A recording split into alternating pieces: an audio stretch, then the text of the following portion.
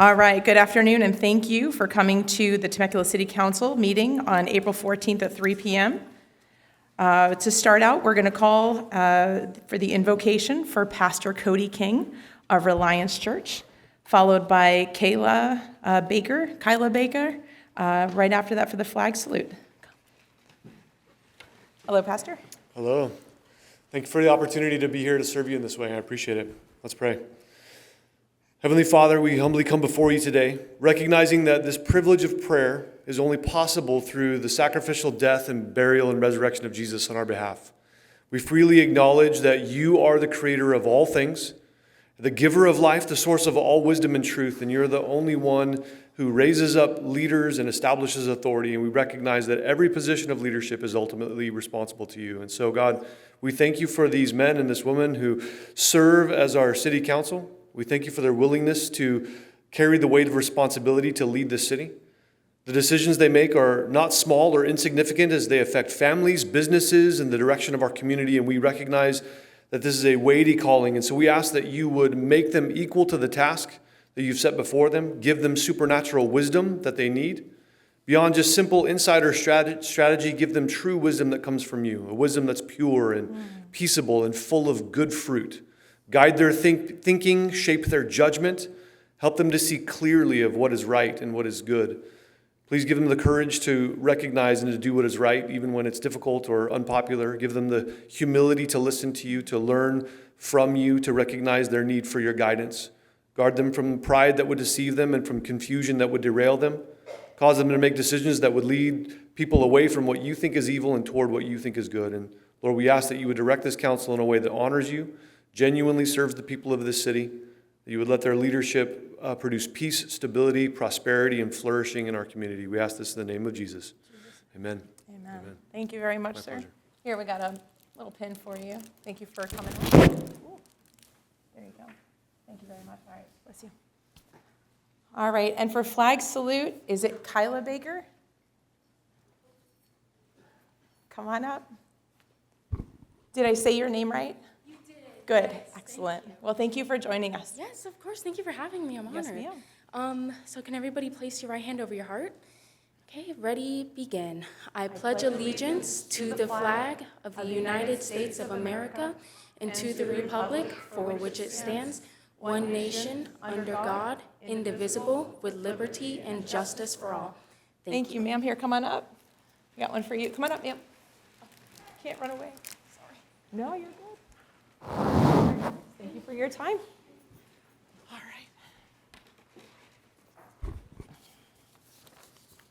right. All right. I like before. Here we go. Okay. So next we're going to move on to the roll call, please. Yes, Mayor Alexander. Here. Councilmember Kalfas. Here. Councilmember Ron. Here. Councilmember Schwank. Here. Councilmember Stewart. Here. Outstanding. Thank you, gentlemen, for all being here. Next, we're going to move into our presentations. The first presentation is going to be led by myself on this one, which is going to be for our 250th anniversary of our country for the United States. And most of you probably who regularly attend know that we have a small quote or something that pertains to our founding fathers. And this time I just wanted to just look over the preamble to the U.S. Constitution. It says, "We, the people of the United States, in order to form a more perfect union, establish justice, ensure domestic tranquility, provide for the common defense, promote the general welfare, and secure the blessings of liberty to ourselves and our prosperity. Do ordain and establish this Constitution for the United States of America." And for me, as I was looking over this, it explains that our government exists to unite the people, uphold justice, keep peace, protect our communities, promote the well-being of all, and preserve freedom for our future generations. For our residents and the people of our city, it is important and clear that local government should reflect these same values by serving with integrity, keeping our neighborhoods safe, strengthening our communities, and ensuring opportunity and liberty for each and every one of us. So I just wanted to just highlight that this time, and I believe Councilmember Zach Schwank, are you going to do the next one at the next meeting? Happy to. All righty, sir. Thank you very much. Alrighty, from there, we are going to move into our presentation of Proclamation for Innovation Month. And I'm going to head down. Would you mind reading them, Mayor Pro Tem? Happy to. Outstanding, sir. All right, City of Temecula proclamation, whereas the City of Temecula works for its business community by progressively providing the highest quality of life and an environment where businesses can thrive, and whereas Temecula and Riverside County have become a hub on innovation, technology, entrepreneurial activities that need to be highlighted throughout California, and whereas the City of Temecula acknowledges the value of encouraging innovation, supporting entrepreneurs, and does such via Temecula Valley Entrepreneurs Exchange, and the City of Temecula recognizes the value of creating an entrepreneurial ecosystem that supports the transfer of innovation, technology, and ideas. And whereas Temecula appreciates its partnership with the Riverside County Office of Economic Development, Small Business Development Center, and the Economic Development Coalition to make Temecula a place for innovation and entrepreneurship. Now, therefore, Jessica Mayor Alexander, on behalf of the City of Temecula, proclaims this month of April 2026 to be Innovation Month. Awesome. Well, thank you, guys. Well, I think we're all very accustomed and used to innovation, and it's something that's very important for our community. Is there something you both would, either one of you would want to say about this proclamation? We do actually have a presentation on a few words. Yes, please, go ahead. Oh, yeah, let's do it. Okay, Love it. perfect. Thank you. Wait for that presentation to come up. Thank you. Good afternoon, Mayor Alexander and City Council. Thank you for the proclamation and happy Innovation Month again, our 9th one. My name is Mary Cervantes, and I'm the TV2 manager here with the city's Economic Development Department. In alignment with Riverside County's efforts, this is the city's 9th year celebrating Innovation Month, which is a dynamic initiative highlighting creativity, entrepreneurship, and technological advancement. The City of Temecula proudly joins this month-long celebration, showcasing local talent, groundbreaking ideas, and networking opportunities, pitch competitions, workshops, things of that nature. We foster a thriving ecosystem for startups and forward-thinking individuals, reinforcing our commitment to small business innovation and economic growth. So for those that are interested in learning more about Innovation Month efforts, the county as well as ours, you can click this QR code on the screen. This leads directly to Riverside County's website. And again, this afternoon, to follow this exciting proclamation, we wanted to provide a TVE2 update and talk a little bit about the city's initiatives and efforts as they relate to innovation and small business. So with that, each year, the City of Temecula, in collaboration with our regional city partners, the cities of Marietta, Lake Elsinore, Menifee, and Wildomar, we host the Southwest Region Quick Pitch Competition. This year's was hosted earlier today in Marietta. We had 8 unique business concepts pitched, and actually the most entries. We had 26 entries and 8 qualified, but a great amount of visibility. The first place winner of this competition secured $1,000 in grant funding for their business, courtesy of a couple of our, we have US Bank and another local business, DIY Divorce. And thank you, Councilmember Stewart, for participating on the judging panel again this year. The first place winner is now headed to the Riverside County's finale pitch at the end of this month, and they're going to be able to secure additional funding with the county's finale pitch, as well as have an opportunity to compete in the Startup World Cup, which is a global competition, and there's an opportunity for $1 million of investment, equity investment there. So just an amazing opportunity for our businesses to get visibility for their business, but as well for our region. And so with all that said about innovation and entrepreneurship, it leads me to share an amazing resource that the city offers right here in Temecula at our old city hall, which is the Temecula Valley Entrepreneurs Exchange, also known as the TVE2, which is a regional entrepreneurial resource center and business incubator. And we have been in business, we'll celebrate 14 years this fall, and again, we're located right here in Temecula off of Business Park Drive. So to dive into some of our offerings, one of our offerings is a business incubator. Within the business incubator, we provide private office space and workstations for startups or early stage companies. While you see the standard fees are listed here, the city is currently offering a rent waiver program. So the city's covering the cost of rent for new and existing tenants and has done so for almost 4 years now. And on the screen, you'll also see a list of amenities there. I won't list every one of them, but I do want to highlight our partnership with the Temecula Valley Chamber of Commerce and Brooke Nunn, the president and CEO at the Chamber of Commerce, Through that relationship, our new tenants get their first year of chamber membership at no cost. And that's just an invaluable opportunity for our new businesses here to start networking, building those relationships, and engaging with our business community immediately. So we're truly grateful to the Temecula Chamber for their continued partnership and support. And further, being part of the incubator is not just your typical co-working space. Our tenants are getting access to the Entrepreneurial Resource Center, so I'll go into more detail about what the Entrepreneurial Resource Center is, but they're getting professional technical assistance at no cost, free workshops and programs, and plenty of opportunities to network. And if anyone is interested in learning more or joining our incubator program, we do have an application and a vetting process you'll see on this screen here on our website. So anybody interested can go to our website. It's temeculaca.gov/TVE2, and I'll share that again at the end of the presentation, our contact information. But please feel free to reach out if you do have any questions. With that, we currently have 20 tenants in our incubator. From construction and consulting to cutting-edge software and emerging technologies, our companies are leveraging AI, developing innovative security and safety solutions, creating impactful workforce development and education opportunities, tools, and more. So with that, I am very excited to share that this year, one of our tenants, Terra Network Solutions, here with me this afternoon, graduated from our business incubator. So I'd like to invite, without taking your thunder, I'd like to invite Alejandro Tejeda up. He'll talk a little bit about the business and their journey over at the TVE2. Good afternoon, Mayor, council members, everyone in attendance. My name is Alejandro Tejeda. I am a partner of Terra Network Solutions, the Chief Operations Officer. Read a few things here. First and foremost, I'd like to sincerely thank the City of Temecula for continued support to local and small businesses. Being part of the Temecula Entrepreneur Exchange has been an incredible experience to our team. It is more than just a workspace. It's a community that fosters collaboration, growth, and opportunity. Thanks to the support, we proudly share that Terra Network Solutions has graduated the program and recently moved to a larger facility to support our continued growth. We're especially grateful for Mary Cervantes and her staff, whose dedication and leadership make this program so impactful. Their commitment to helping businesses like ours succeed truly reflects the city's visions for economic development and entrepreneurship. I'd also like to extend a thank you on behalf of my business partner and CEO, Angel Rodriguez, who unfortunately couldn't be here today, but wanted to express a sincere appreciation for the city's support.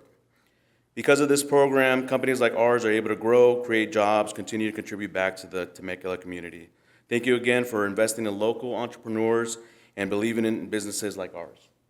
Thank you. Wonderful, thank you. Well, Mary, I'd like to be able to present this to you and your team for all of the hard work and dedication that you guys put in. Having had the opportunity over the years to see things flourish and hear just the great opportunities that businesses have over there with you guys at TVE2 is making a huge difference throughout our city. So thank you. Would the rest of the council like to add anything or say anything? Yes, sir. Well, I was going to do it in my council comments, but I might as well do it while we're talking about it. So, yeah, I took part in the quick pitch competition that was at Marietta today, and it's usually at TVE2, but and it really is pretty amazing to see all these different ideas that are out there. And it seemed like this year's theme was more of a medical theme.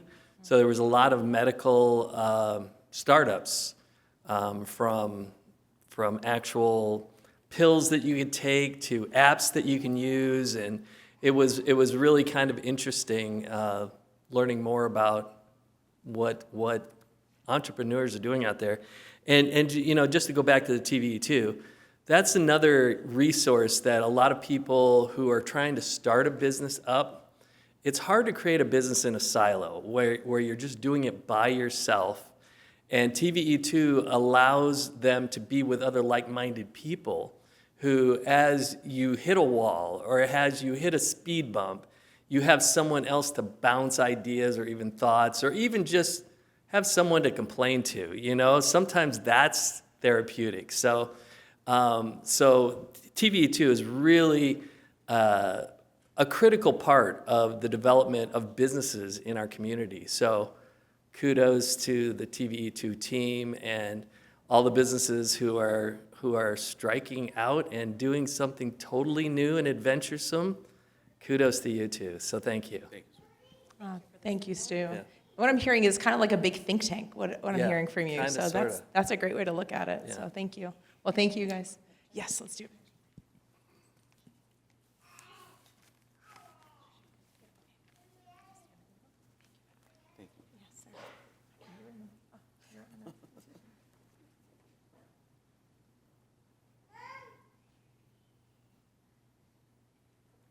Do you want to bring the council down? You guys want to come down? Photo? I'll let you finish your stuff.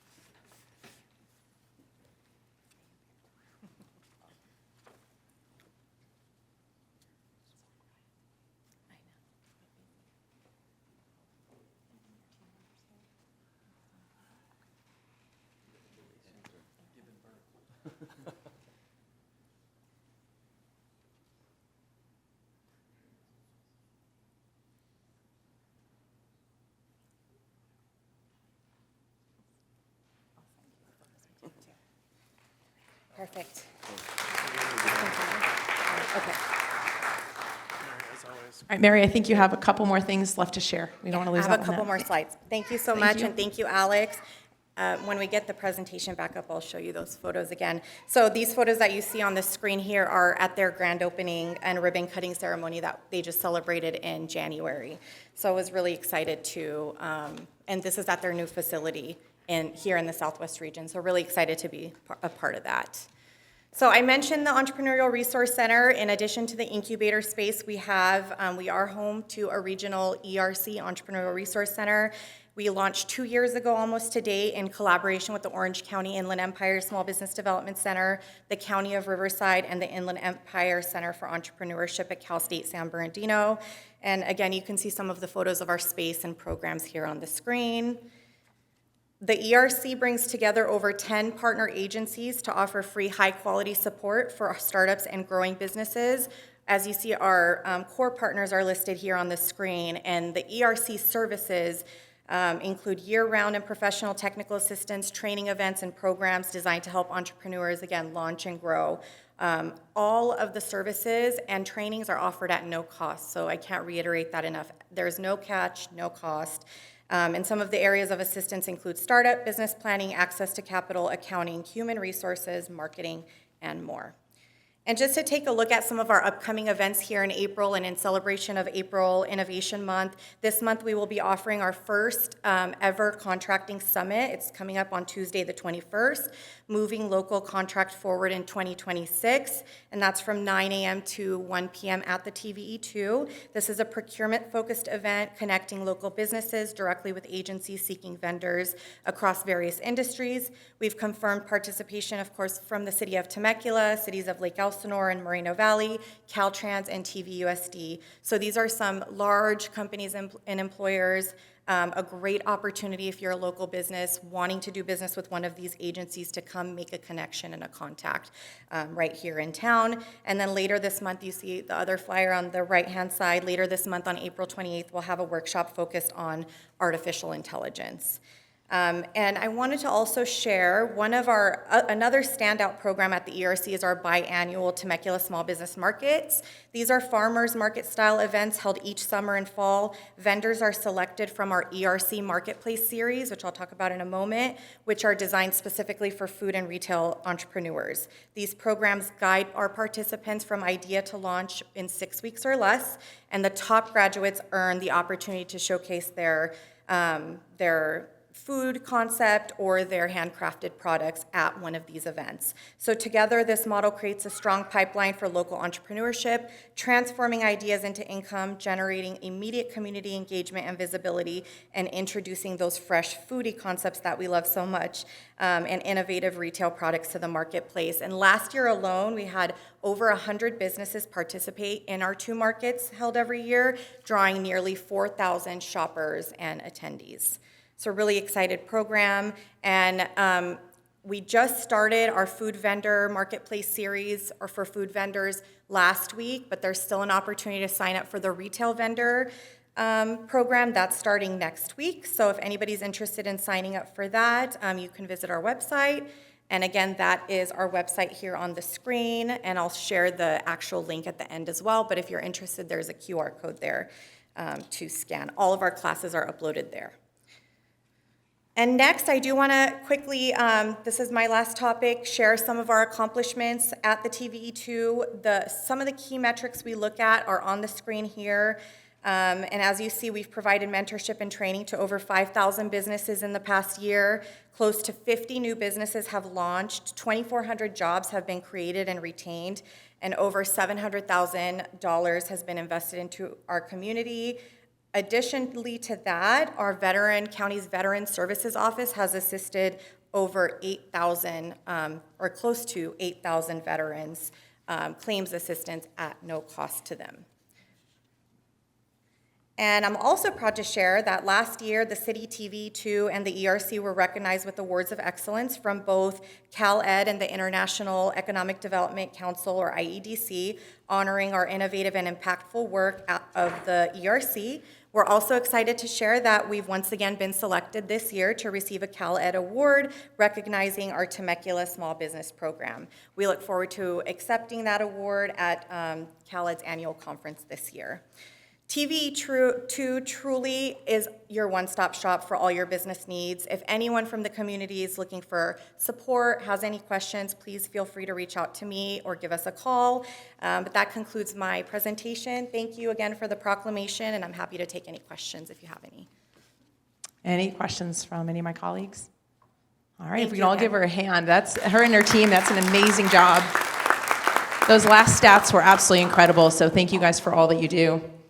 The next one is going to be a presentation of Proclamation for Crime Victim Rights Week, and this is going to be awarded to Denise Rodriguez, if she can please come up. Hi, ma'am. All right. Hi, well, come on up. All right, and I believe the Mayor Pro Tem is going to read the proclamation. Okay. I sure will. All right. City of Temecula Proclamation, whereas National Crime Victims' Rights provides an opportunity to recommit ensuring that accessible, appropriate, and trauma-informed services are offered to all victims of crime, and whereas victims' rights movement resulted in the passage of laws at the local, state, and federal levels that established essential rights for victims, and whereas the rights of crime victims are best protected when all participants in the criminal justice process, not only the victims, are appropriately educated about victims' rights, and whereas the accomplishments of the victims' rights movement, achieved through compassion and collaboration and built on the courageous advocacy of individual victims and their families across the United States, inspire in us hope for future progress and greater healing. And whereas honoring the rights of victims, including the right to be heard and to be treated with fairness, dignity, and respect, rebuilds the trust in the criminal justice and social services system. And whereas the Riverside County District Attorney's Office Division of Victim Services is dedicated to supporting victims through the criminal justice system and strengthening victims and survivors in the aftermath of crime, building trust and engaging in our communities and our victim services providers, and bringing hope and healing to all victims and survivors. Now, therefore, Mayor Jessica Alexander, on behalf of the City Council, hereby proclaim the week of April 19 through April 25, 2026 to be Crime Victims' Rights Week. All right, thank you very much, Mayor Pro Tem. Well, we wanted to present you this with the certificate here, and thank you so much for standing for victims. As we know, it is challenging for them to always come forward sometimes and be able to tell their story and be able to connect. It can be very challenging for each victim. And so if you want to just say a few words, but just thank you. Wonderful. If we can watch the video, that would be great. Thank you so much.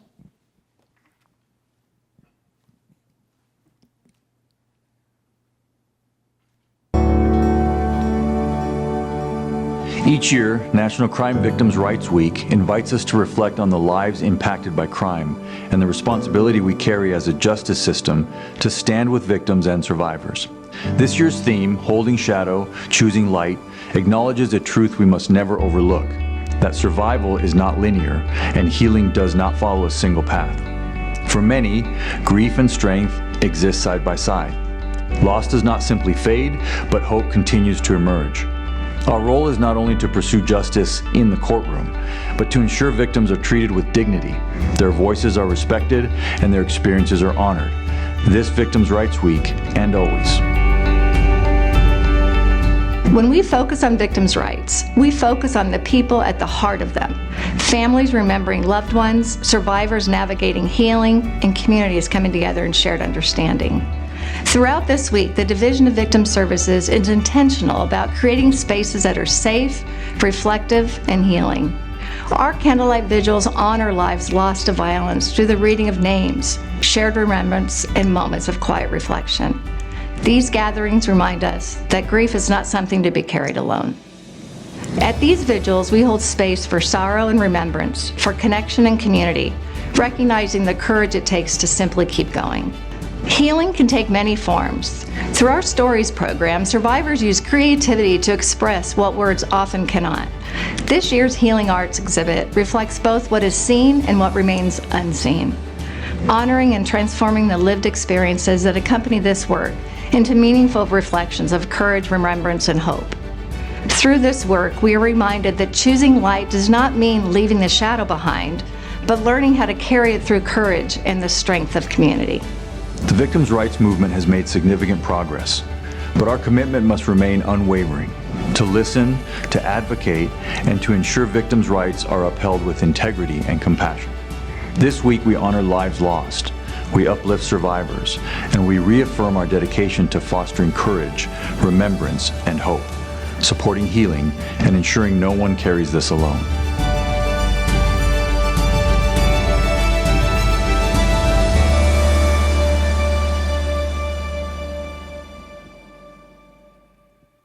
All right, thank you very much. I think we're going to do a photo, but do any of my council members have anything to say or add? No? All right, well, I just want to thank you for all the work you guys do there. You may, absolutely, you can say it right there if you like. Well, the only reason I want to say something is because I'm old and I've been around here a long time. And when I walk in this building, I look at the carpet and it makes me think about when we built SAFE. And this council, even though I don't know many of the people sitting at the dais anymore, this council has supported victims' rights in various formats, from our nonprofit provider that's here to the district attorney's office. And, you know, most people don't know that advocates exist in the DA's office because we're a quiet, small group in comparison that is mandated by law to provide rights to victims in court. While we're part of the prosecution team, our job is to make sure that those victims' rights are protected while we work with the prosecutor. So we're quiet, but we're mighty, and every time I go somewhere, I run into somebody that needs our help or has a question. Today is no different, which is why it's important that we constantly bring up the fact that victims have rights in the court system before and after, and that's why I'm here today. So thank you very much. It's great to see some of my old friends in here too. So I appreciate the time to highlight Victims' Rights Week. Thank you. And thank you for giving them a voice as well. Do my team want to come down? Let's just take a picture.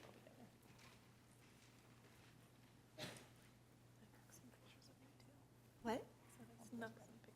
Oh, isn't that?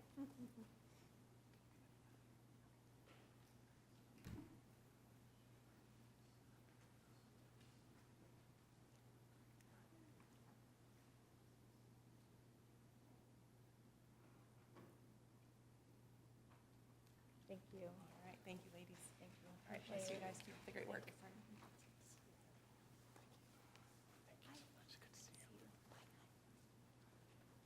All right, we are full of presentations today. The next one, we will have a presentation to recognize achievements of Temecula Aquatics team. If Wyla Augustine can please come down. Whoops, actually, sorry, we have members of our aquatics team here, if they can come on up. So we're going to have... Wonderful. There we go. Oh, they're going to receive the presentation and then, yes. Looks like Will is not here this afternoon. Okay, so anyway, we're going to be...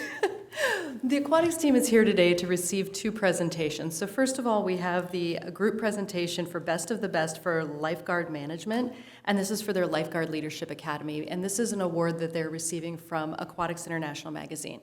And And if I'm correct, Gwen, this is not the first time you guys have received Best of the Best awards from Aquatics International. No, I think this is probably our fourth or fifth of Best of the Best. Yes, so what you have in front of you in our aquatics team are the superstars in the aquatics world, and one of the things they have become most recognized for is the phenomenal work they do with recruiting, training, and most importantly, retaining other aquatics professionals. The degree of retention that we see with these kids who come in, some of them start as junior guards, they come in as volunteers, a lot of them start in swim lessons, they're just taking swim lessons, and because we have such extraordinary instructors under the guidance of this team, they fall in love with it, they come back as junior guards, eventually they come back as lifeguards, then senior guards, lead guards, and the number of those people that we see coming back year after year, and one of them, I'm sorry I'm doing this, is Kristen Post, standing right there. And Kristen has worked her way all the way up to being a supervisor too in our aquatics team, so she's been with us for 16 years, more probably? Yeah, a long time. So, a long way of saying the team has been very deservedly recognized, and also with the support of our HR team, who has been so wonderful in helping them be creative and find creative solutions to solving what sometimes is a bit of a recruitment problem. At various point in times, there's been a real constriction in the pipeline for aquatics recruitment, but if you don't have those lifeguards on the deck, you can't have summer swim. You can't have any of the programs that our communities come to love. So number one recognition is that they received that for their Lifeguard Leadership Academy. And then secondly, we have our Aquatics Competitor of the Month there, Mary Welton, if she'd like to wave for us. And she was also recognized for August 2025 as being our Aquatics Professional Competitor of the Month. So Gwen, if you'd like to say a few words, or if any of you would like to say a few words, that would be great. Well, I'll let Mary say something about her competitor award, and then I'll Definitely. Well, I'm just thankful for receiving it. I know that it was a nominated award, and it was recognized by the Association of Aquatic Professionals, which is a really well-respected organization nationally, and so I'm just blessed to have received it. But I think that our team here does a really great job and is well-deserving of all the best of the best. I've only been here for 2 years, so I haven't been a part of the other ones, but to be a part of this one was really special. So thank you. Yes, and I've been working here for 26 years. So I started in 2000 as the aquatic supervisor, but aquatics is our passion. Saving lives and water safety is really what gets every person behind me out of bed, and a whole bunch more every day. We have over an 86% retention rate this year. So in a world of aquatics where most people are struggling to hire staff, we're turning staff away. So that's a great problem to have and makes our competitive process even better, and our water safety process a much better product for our Temecula residents. So we're very proud of the award and the recognition, so thank you very much. And Gwen, I believe you were also recently recognized as a lifetime member of AOP? Yeah, for SCOPOA, Southern California. For SCOPOA. Yeah, Southern California Public Pool Operators Association, yes. Wonderful.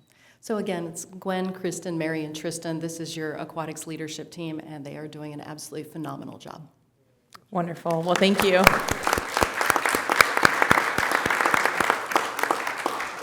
All right. Keep up the great work, everybody. Thank you. All right. So great presentations. We're going to move on to our last one right now. And this is the presentation for the community serving community. We do this every couple weeks by a local nonprofit. And this week or this month, we are doing Green Acres interactive therapy called GATE. And Margaret Rich is going to be coming up and presenting. Thank you for so much coming up and just letting us know more about what you and your team do, because last time we talked, you just are doing amazing things, and we're super excited. Well, first of all, I've lived in Temecula 20 years longer than it's been a city, so I've been here. I've seen a lot happen in Temecula. Anyway, I want to thank you for inviting me here today to share what we do with regards to children with special needs. I'm the founder of GATE, which is Green Acres Interactive Therapy, and it started 14 years ago. And I'd like to show you, just to get started with, show the video, and then we can talk a little bit about it.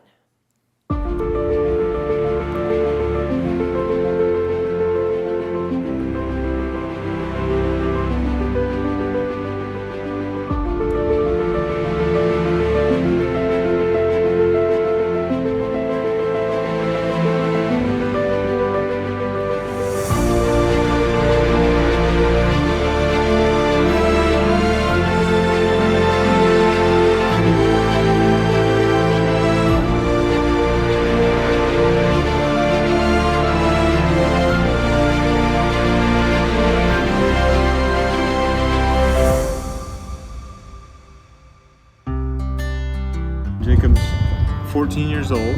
He was diagnosed with a brain tumor at 6 months old.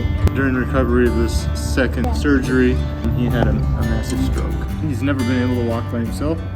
With the horse therapy, it's helped him be able to actually take steps with assistance. He's excited. You want to go ride the horse? Yes. Always excited to come ride the horse.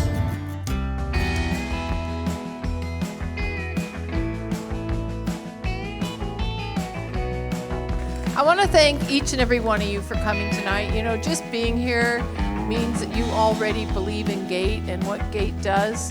And it's just such a wonderful thing to have a whole yard full of supporters. And GATE not only allows her to walk out from the PE line without struggles, which physically has been a goal for her for over a year. But beyond the physical, they give her life. And I can't express in words what that GATE gives a family like mine. But I can see it every week, and it means everything to me.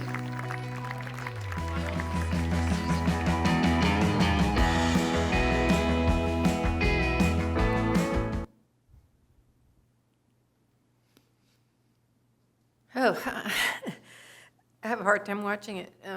As you can see from all the people that are around these children, it takes a lot of volunteers. So our relationship with the city would be great to be able to get volunteers and funding. Those are the two things. And when I went to the roundtable discussion for the nonprofits, that's everybody's plight. It's funding and it's help.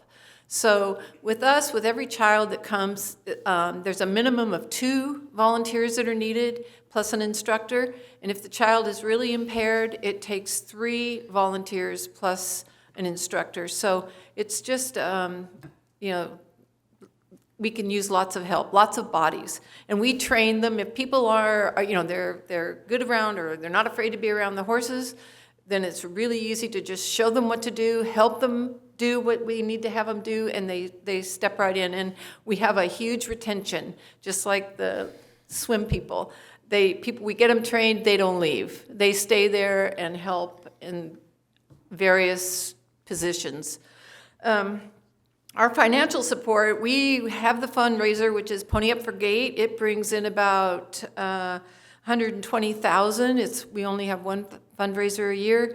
The program costs us about $200,000 to run, so we have an $80,000 shortfall, and that's what we're out fundraising constantly for outside of our major fundraiser. With the volunteers, there are lots of opportunities, even if they don't want to be around horses or, you know, they aren't comfortable. They can work within the program, they can fundraise, and they can help out as at events that we have as event support. So those are 2 ways that the city of Temecula can help us. And we help the city of Temecula by, just as you saw, I mean, these kids, it's amazing. I mean, they get out of the car and they're happy to be there. A lot of it has to do with they're in therapy. Those kids are in therapy all day long, every day. They come there, they receive therapy, but they don't feel like they are in therapy. So their ability to learn while they're out there is much greater because they're relaxed, they're outdoors, they get on the horse and the horse moves. The horse's movement is a lot like our movement. When we walk, the hips move the same way when they are on the back of the horse. So 2 things come. They get to feel that motion. The other thing is these children that are wheelchair bound, for once in their lives, they're sitting on the top of the horse looking down on us, and that's huge. So thank you for having me here. I hope you come out. You can visit the ranch, visit see GATE in action.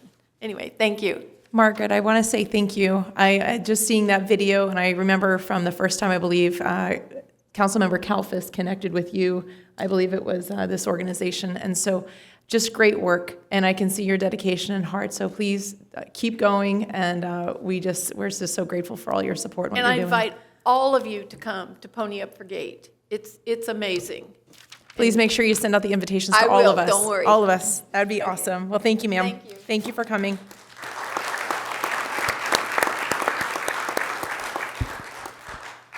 once again, we get to see just all the great things, all the great presentations of what's going on in our community. And this is just a sliver of what happens and occurs every single day. So thank you to everybody who came up and showed up today. Thank you, Mayor Pro Tem, for reading. I appreciate that. We're going to move on since we don't have any commission reports today. We are going to move directly into our amazing public safety report by Chief Mark Regali from the County Riverside Sheriff's Department. What do you have for us today? Amazing indeed, ma'am. Amazing. Mayor Alexander, council, city staff, members of the public, good afternoon. It's certainly a pleasure to be with all of you today. I have a very brief report for you. Next slide, please. Jumping into the first slide here, calls for service for the month of March 2026 came in at just over 5,900 calls for service citywide. See on the graph there in the middle two sections, priority 2s and priority 3 calls making up the bulk of our calls at 2,200 and 2,331 respectively. Again, priority 1 calls at 72. Next slide. Here you go, the pie chart that shows you the breakdown of calls by priority. The blue sliver there making up our priority 1 calls, again at 72. Average response time to our priority 1 calls 4.6 minutes, 4.5 minutes, which is good. I like that. Priority 2 is at 10 and priority 3 at 17 minutes. Next slide, please. I wanted today to just touch briefly on your robbery burglary suppression team. This is a team that obviously by its name focuses strictly on robberies and burglaries occurring in the city of Temecula. The stats in front of you there you see is for the year of 2025. Total cases assigned to this group, which is a sergeant and 4 deputies. Total cases assigned 135. Total case closed 129. Search warrants prepared in investigating all of these crimes that occurred 127.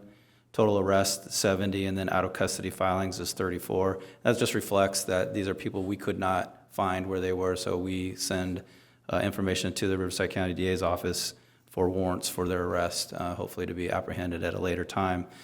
You can see by the search warrant numbers, 127 of them. This, I will tell you that this is a team. The work is tedious, it's long, it requires a tremendous amount of attention to detail, surveillance, a lot of search warrants that are written for various records.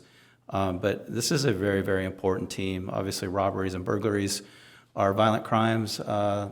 Burglaries, you know, somebody entering your home. This is a violation of your home, of your privacy. It's something that's very personal, something that we take very seriously in how we aggressively investigate these crimes. Robberies as well, right? That just speaks for itself. Robberies are dangerous, they're violent crimes, and when they occur in our city, it's certainly our desire to demonstrate that we have the ability to robustly respond to these, investigate them thoroughly, and hold criminal offenders accountable for their actions. Next slide, please.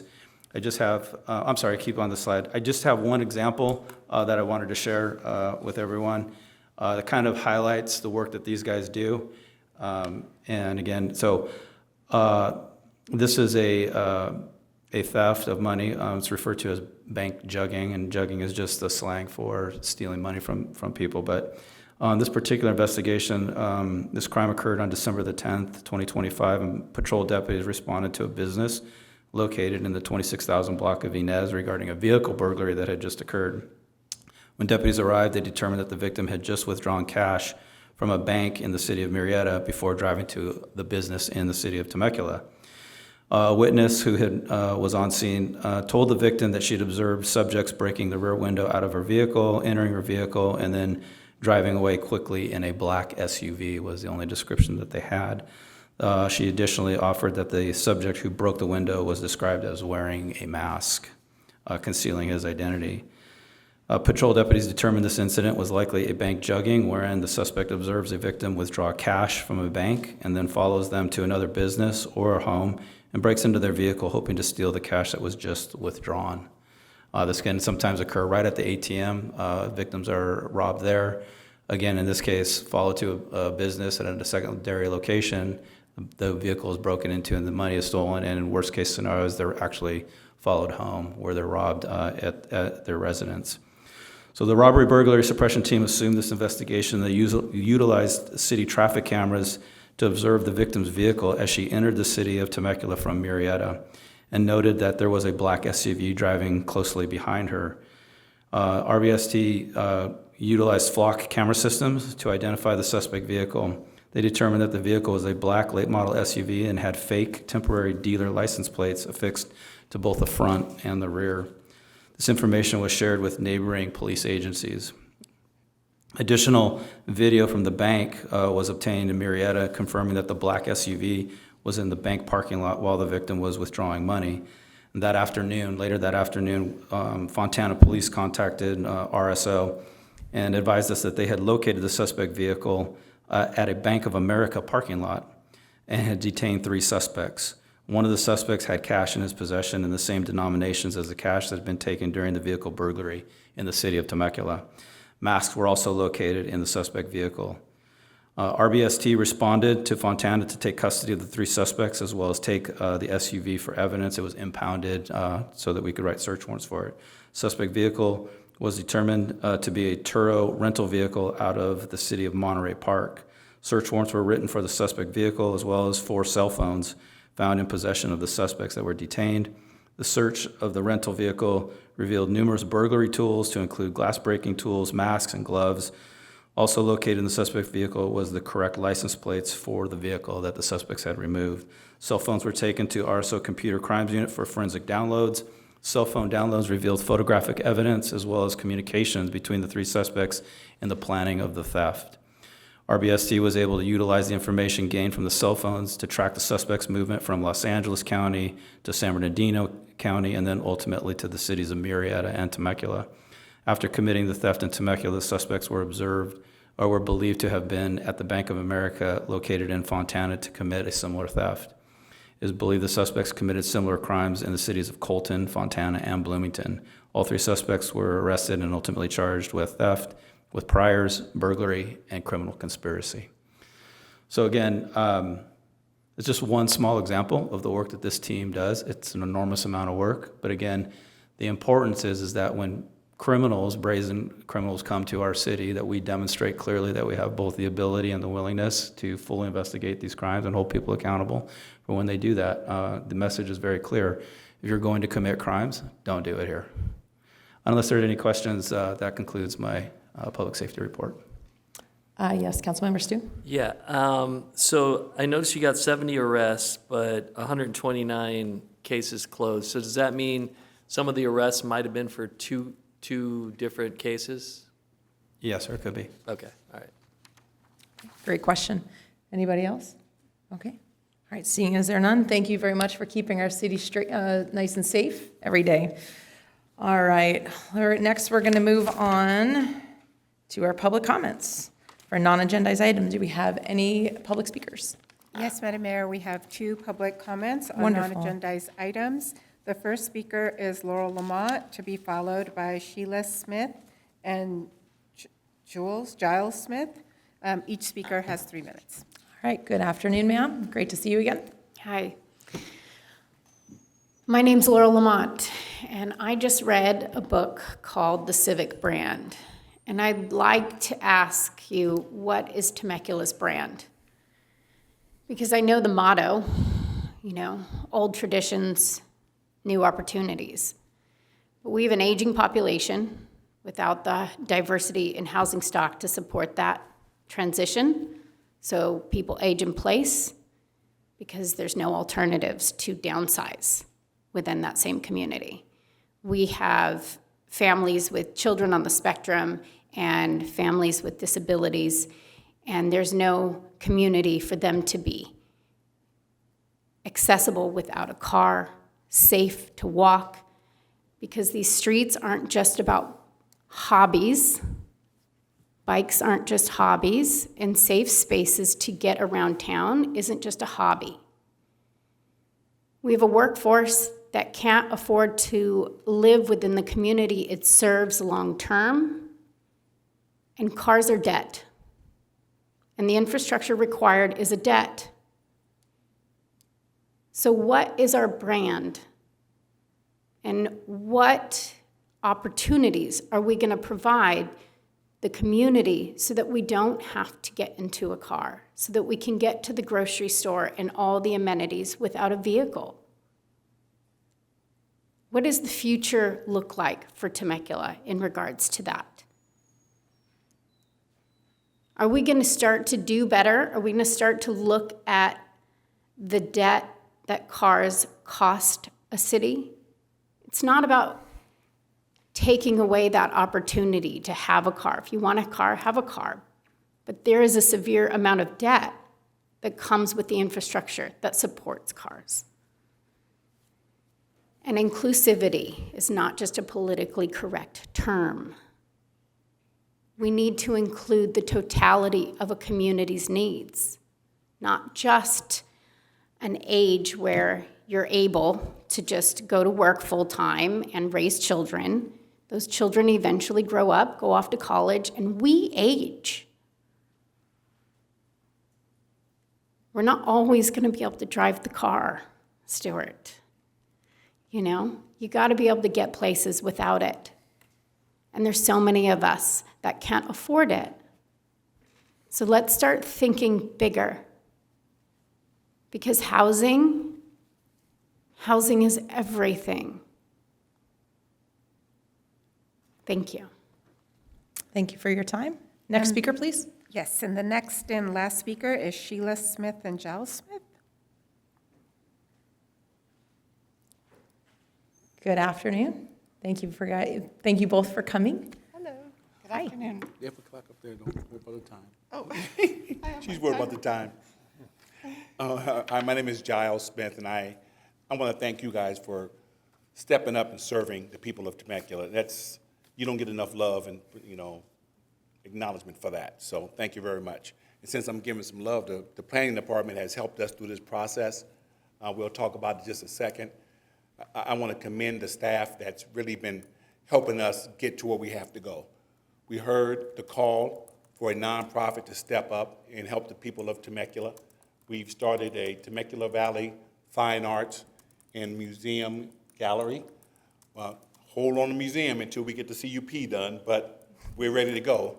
April 25th is our start date. But I wanted to quickly go back and talk about us and our background. I'm a former State Fraud Assessment Commissioner. I served 2 different governors on that for 9 years. I've served the County of Riverside as one of the members of the First 5 Commission, and I've served many different boards and commissions since then. But we also run JS Risk Consulting. My wife? Sheila Smith. I'm currently on the Behavioral Health Commission for Riverside County for District 3. And I'm a former Director of Emergency Services at LA County USC Medical Center in East LA. So I don't have that commute anymore, so I have some time on my hands. So throwing ourselves into this project has really been exciting, and we're ready to start. Yep. We grabbed a location in Uptown Arts District, and we're ready to have our first opening on April 25th. Each of you are invited. Staff is invited. We can make a special arrangements if necessary, or you can take a quick look. But the people of Temecula deserve fine arts as well. And here's the beautiful thing. We're not asking you for a dime. It's a beautiful thing. Our nonprofit, the CYP, has stepped up. We're doing that, and we are funding it as well. We're planning to do what it takes to make sure the people of Temecula have what they need. Yeah, we really envision Temecula as being the hub of art. There's so many great artists and organizations, and we just want to pull everyone together and really raise the level of art and reputation in Southern California. California, maybe the world someday. The clock is putting pressure on us. We got to stop there. You have 30 seconds still. You can keep going. Well, we got other things to talk about. So the bottom line is people need this. Young people need this. Older people need someplace to go. Could you imagine being a teenager and you're stuck on a date and you're thinking about, I'm going to a movie. That costs you money. I'm going to dinner. That costs you a whole bunch of money, right? But you can take somebody to an art museum and really have a conversation and just talk about things and understand, what do you think about that? What do you see? Art history, the masters, the classics, all of the fine art that encourages us to look deep into things and really learn from our world. Yeah. Thank you Well, both. thank you so much. You guys were great, and you guys can come back anytime. All right, thank you so much. Very kind. Thank you very much. And congratulations. All right, is that it, ma'am? Yes. All right, wonderful. All right, let's move next on to our awesome city council reports from my colleagues. Who would like to jump first? Nothing. Oh, on the left, we'll start. Okay. Sure. Thank you very much, Madam Mayor. I'll just throw up a quick slide. So for those of you that don't know, I serve on SCAG, which is the Southern California Association of Governments. It's the largest metropolitan planning organization in the world. The SCAG region encompasses most of Southern California, save for San Diego County. They're part of SANDAG. And we're kicking off this SoCal 2050. So this is like the Connect SoCal. It's basically housing, economic, transportation planning for the future. And we had a meeting on Thursday where we received a presentation, and there was some interesting data that was sort of presented to us. And for those of you that are interested, you can go to the SCAG website, and all of this information is downloadable. You could watch the meeting. But there were some interesting points that I wanted to raise as far as population growth. And you can look at the graph on the left there. That lower line is the revised 2050 population for Southern California. So pretty much flat growth in Southern California, maybe even with some out-migration. We're seeing fewer people in that Southern California region. But that doesn't tell the whole story, right? We might see population growth in Riverside and San Bernardino County as folks come from the coast to move to the inland region. And then the graph on the right is population versus housing growth. And you can see that it says there since 2016, we've built 513,000 new housing units. The population's really only grown just under 40,000 people. And that doesn't really, again, tell the whole story. People are having fewer children, families are smaller now. So we need to think about, that diversity of stock. And I actually think the builders out there now are already sort of ahead of the curve. And if you look at some of the development in our city, it's much smaller units. You're not seeing, the quarter acre, 2,500 square foot single-family homes that we're so used to in the early days of Temecula. So along with that, there were some economic data that I wanted to highlight and really just sort of kind of caught me off guard. So coming out of COVID, the work from home rate was about 19%, and it's settled down to about 14%. So you can think about 14% of the people that are working are now working from home, which I thought was a pretty high number, which maybe explains why Costco is busy on a Tuesday in the afternoon. Home ownership rates in Riverside County, it's about 68%.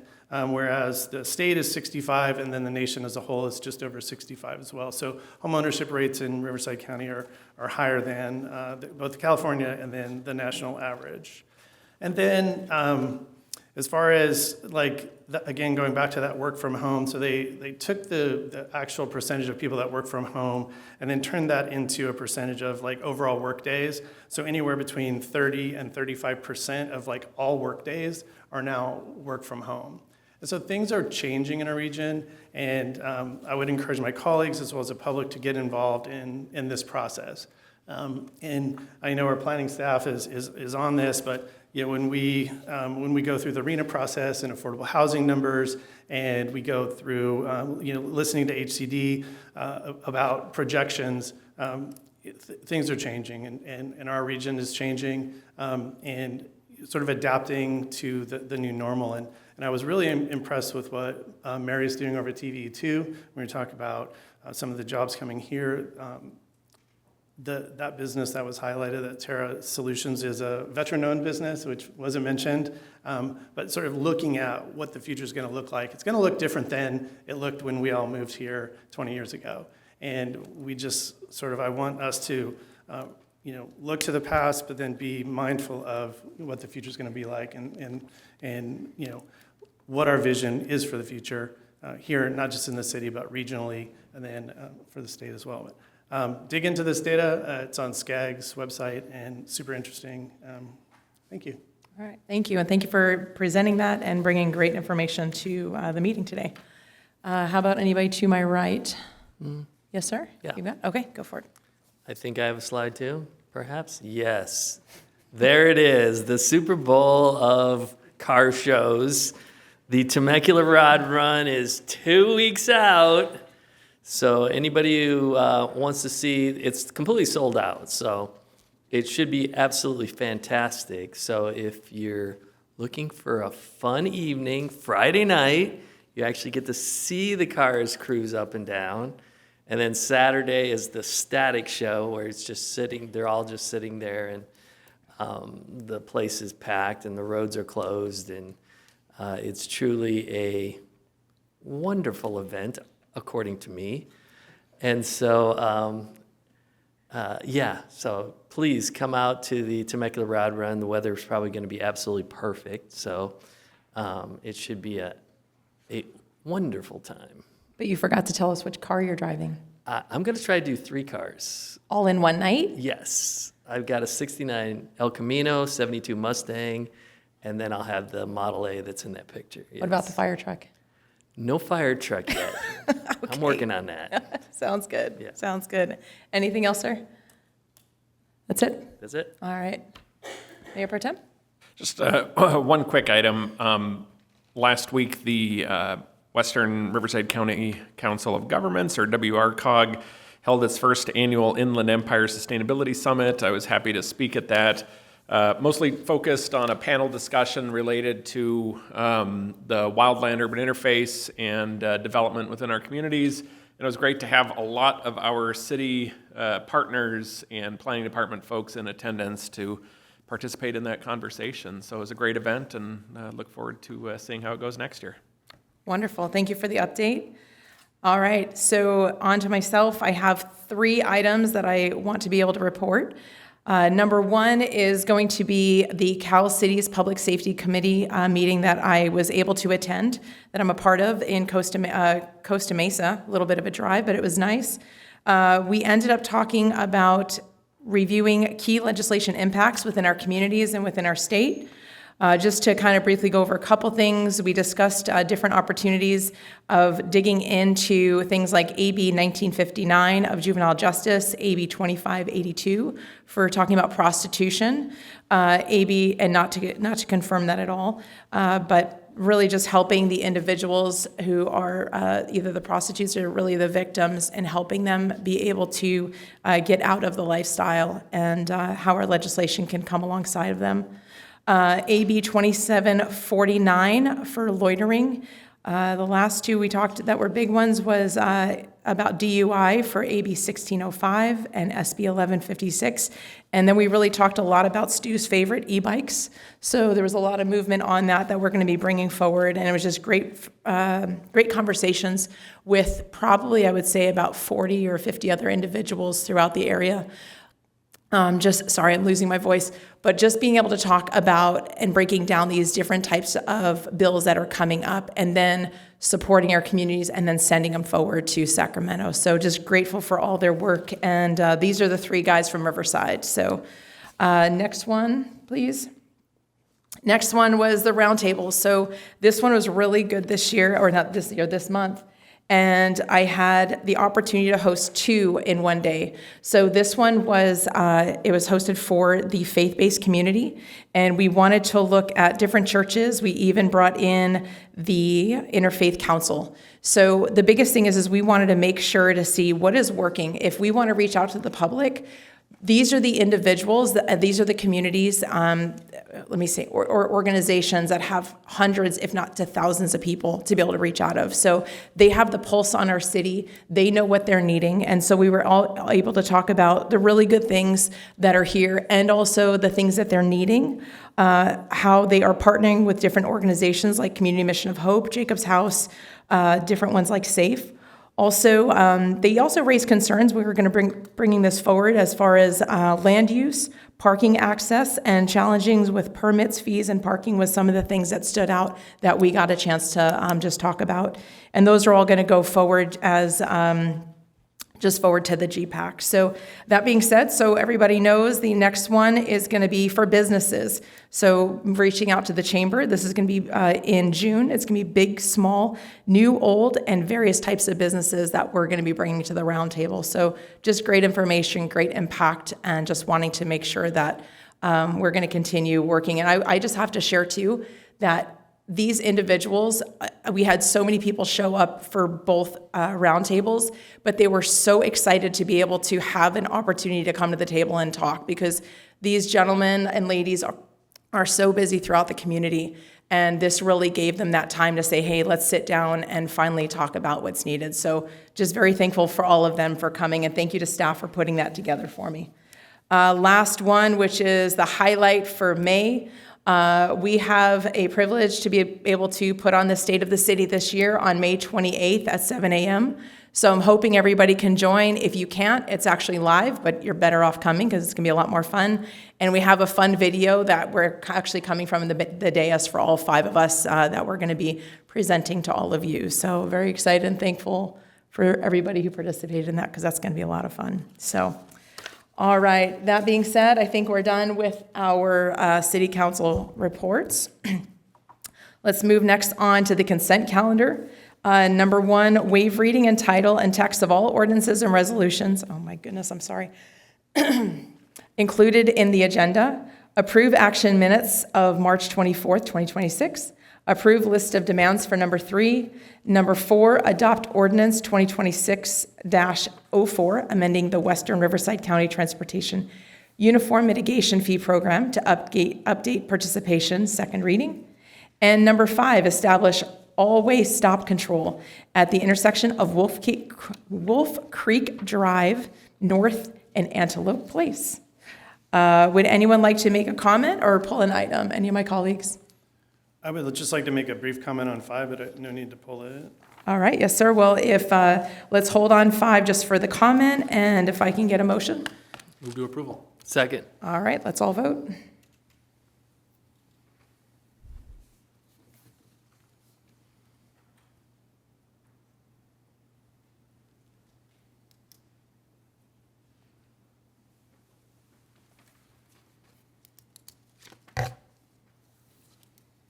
All right, that motion passes 5-0. And you had a comment, sir. Yeah, just a brief comment. In reading the staff report, I was slightly disappointed to see that the speed limit on the Wolf Creek Drive North is 30 miles an hour. The 85th percentile measured from January 2025 to May of 2025 was between 39 and 42 miles per hour in a residential neighborhood. That is really concerning when I see those speeds. Temecula Senior Elementary is right there, kids crossing the street. So I'm thankful that we're putting the stop sign in, but again, it's that going forward, how do we make people actually slow down with some traffic calming measures? So I was shocked to see it was that high for a residential street. So I just thought I'd highlight it. No, I appreciate that highlight, and thank you for pointing that out, Zach. Thanks. And I'll move 5. We already did. We're good. Oh, we did vote on it? Yeah, we voted. Okay, good. Yeah, Then I won't move 5. No, you're good. All right.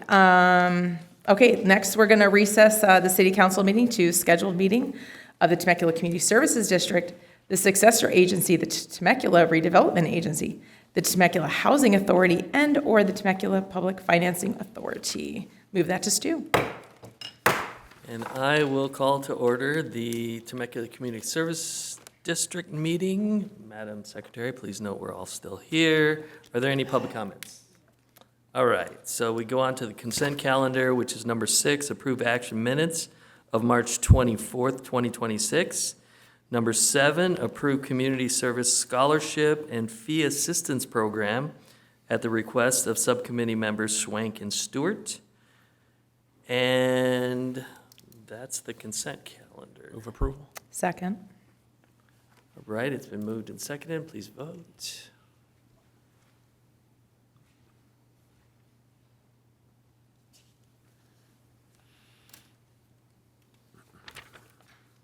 And that passes 5-0. So we have 2 business items.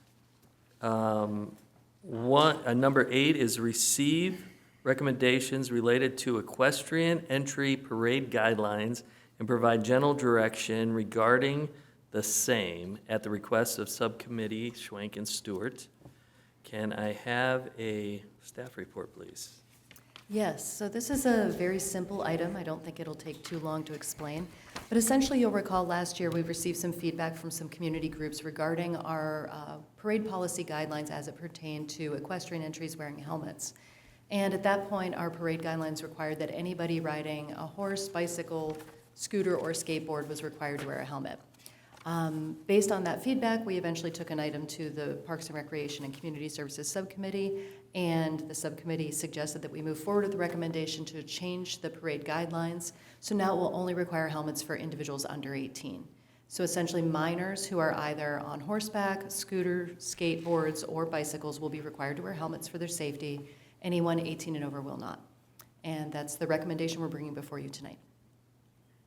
All right, so any discussion on this item? If not, I will accept a motion. Move to approval. Second. It's been moved and seconded. Please vote. Can you please repeat the first and the second? First, second. Okay. Calvis. Brendan. Got it. Jessica.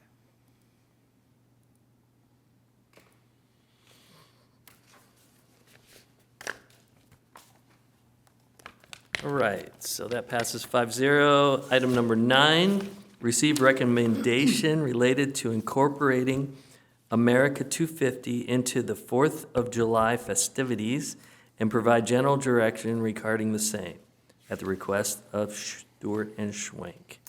Yes, so this item, Tracy Tominez will be speaking to in more detail, but essentially it's exactly what you just described, which is given that this is celebrating the 250th anniversary of the founding of the United States, we're looking for ways to incorporate that celebration throughout the year and specifically as it relates to our 4th of July celebration. So with that, Tracy will provide some additional information. Good afternoon. So as Eric had mentioned, this will be kind of a recap of the presentation that was brought to the Parks and Rec Subcommittee. So this year, it's taking a second to catch up.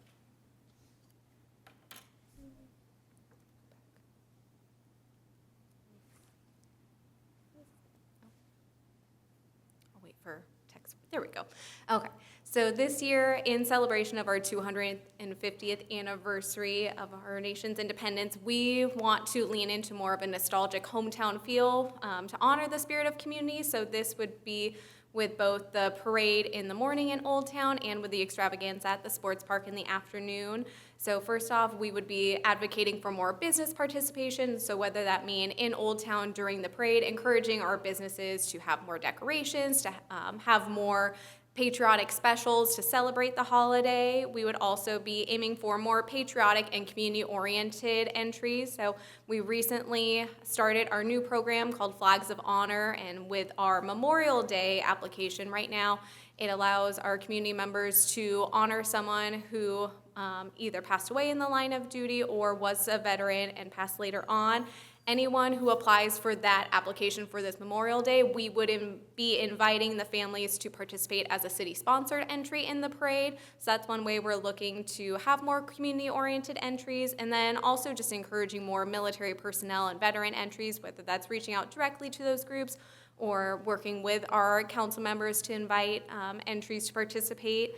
And then also providing more Western-inspired entertainment. So now that we have updates to our parade guidelines for our equestrian entries, we definitely want to reach out to some of our past equestrian entries and see if maybe there's a way to add more entertainment at the beginning of the parade. So that morning, while all of our entries are staging and we have our spectators lined up on Front Street, maybe there's a way to invite some of our equestrian groups to go up and down the parade route, provide some entertainment. We've done similar with our Temecula History Day, so just again tapping into that nostalgic Western feel. And then similarly over at the park, we have our typical lineup of entertainment on the stage, but maybe looking into providing like a Western line dancing demonstration, just to tap in. And then lastly, the most important, it would be collaborating with the Old Town Temecula Association, Visit Temecula, and the Chamber of Commerce to, again, provide more, patriotic offerings, kind of similar to what we do during the holidays with Temecula Chilled,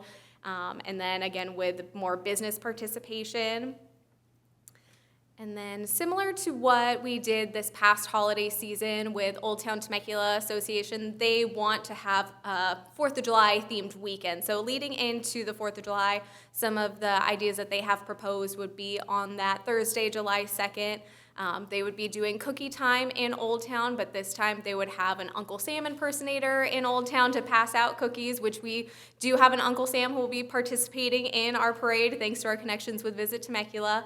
And this would also coincide with their Old Town boutique crawl. Then on Friday, July 3rd, they have an idea of, having a cruise night, encouraging some cars to drive up and down Old Town Front, having, hot dog specials and sodas, again, just kind of that nostalgic feel. And then it'll culminate in the 4th of July parade. So OTTA has already put out feelers to their group to have a Little Red Wagon inspired entry. So again, inviting community members and their children to have a Little Red Wagon and participate as one sponsored entry by OTTA. And then they would also be distributing flags along the parade route as we're getting ready to kick off.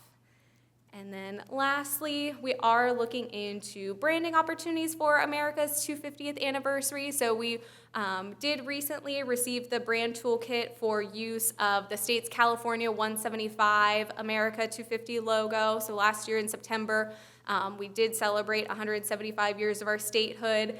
We are pending approval for the official use of the America 250 logo. So we have submitted an application on behalf of the Community Services Department and City of Temecula in order to incorporate that official logo into our promotions for 4th of July and other programs that we have throughout the year. But as shown here, this is a logo that we have been given use to use, so that's something we could look into incorporating into our promotions. And that is essentially our current plans for the 4th of July in celebrating. I did forget one thing with the parade. I did receive confirmation this week as far as Marine Corps participation. So as of now, we have a color guard approved to participate in the parade as well as the Marine Corps band. So I'll be working with them to confirm the logistics of that participation. And then, of course, encouraging more similar participation along, whether it's inviting some of our young Marine groups that have also participated in events over the years. But essentially, that's what we have planned as right now. And now I just will turn it over to the council if you have any recommendations of what you would like to see. Right. And we're still doing the massive Ronald Reagan Sports Park event, Yes. fireworks, the whole 9 yards, right? Correct? Yes. Yeah, so that is basically the culmination of that incredible day. So, all right, any other discussions or thoughts? No? Maybe you want to go first? All right. Mr. President, Oh, can I yeah, just I'm add one thing to it? Yes. Tracy did a great job sharing, but we also met with OTTA, what was that, a week ago, 2 weeks ago? Yeah. They are very motivated. I know they'd want me to share something that they got out their checkbook. They are funding decorations for Old Town stars, and we required that they be illuminated and plugged in on our light standards in the archways. So I think it's just another addition, but I also wanted to give them props for stepping up and organizing fundraising to sort of make that generous donation. And in the city of Temecula, we agreed to figure out the installation and the storage of those stars. Similar to the snowflakes that we do during the winter, OTTA is funding these red, white, and blue star decorations that I think the council has seen previously. So. Very cool. All right. So, I got a couple of questions. Madam? Yes, sir. All right, so a couple things. I know that there was some talk last year because of the drone show that was canceled for 4th of July. Is that something we've thought about bringing back for when we do the fireworks as well, just to make it kind of even bigger? Or are we just going to save that funding for the end of the year? Did we discuss that at all? I don't. We did, but I'll let Tracy go ahead. Yeah. So it has been discussed after we had the cancellation of the New Year's Eve grape drop, because how that worked with that company, we did pay a deposit that can be used towards any future event. I did reach out earlier this year to the vendor, and unfortunately he is booked up for for the 4th of July and the days before and after. So unfortunately with that specific company, we wouldn't be able to do a drone show for this event, but just for reference, we do have that deposit still on file with that company, so whether we choose in the future to move forward again with New Year's Eve or a different event, but unfortunately 4th of July is unavailable with that vendor. Okay, that was one. Yeah. Take care. The other thing, I've put it out to you guys before. I don't know if you guys are interested. I know, Stu, you like to ride your vehicle. But one of the things that I brought up to community services, the group, was a couple things. Well, number one is would we be interested in riding in one float for like a veteran float to kind of kick it off in the front? Because I think also it would give an opportunity for more entries and more of the community to be involved, because how many floats do they have in total? So Is it we 90? max it at 70 for the 4th of July parade. In the past years, we have still had space. So in that aspect, we still have space to accept more entries, but it's definitely something to entertain with This is the a big council. year. So, but thank you. So I don't know. I don't know what you guys think. I know you like riding your vehicle, and I don't want to jump on that or step into that. But I'm just thinking, I think it would be really neat to be able to be on one float with some veterans and then work with the team to be able to get it decorated and just do something maybe a little different just for this first and 250th year of our country. So I'm just throwing that out. We'll let you all figure it out. So. Okay. Right, sounds good. Yes, sir. Yeah, I just had a question about the vehicle. Could it be like an Osprey? I was like, oh, what? Could it be a tank or something? Well, okay, so let's bring it back to you, ma'am. I know that was one of the things that I had brought up last year. I know we were in discussion about having military vehicles come. Is that still something that's been on the table and on discussion? I know we've filled out the forms. Yes, I've still mentioned it in a few of my emails. I haven't gotten an exact answer. One of my contacts, he did just return from deployment, so that explains why there was a little bit of a delay on responding to the email. So that's definitely something I can continue to put that out there just to see if my current contact has any vehicles to provide. And there's some contacts that I still have over there, so if Okay. we need to, I'd like to, if that's, honestly, that's kind of something I thought about. It'd be pretty neat for all of us to be on a vehicle. Like, it'd be really cool, maybe have a flyover. What do you guys think?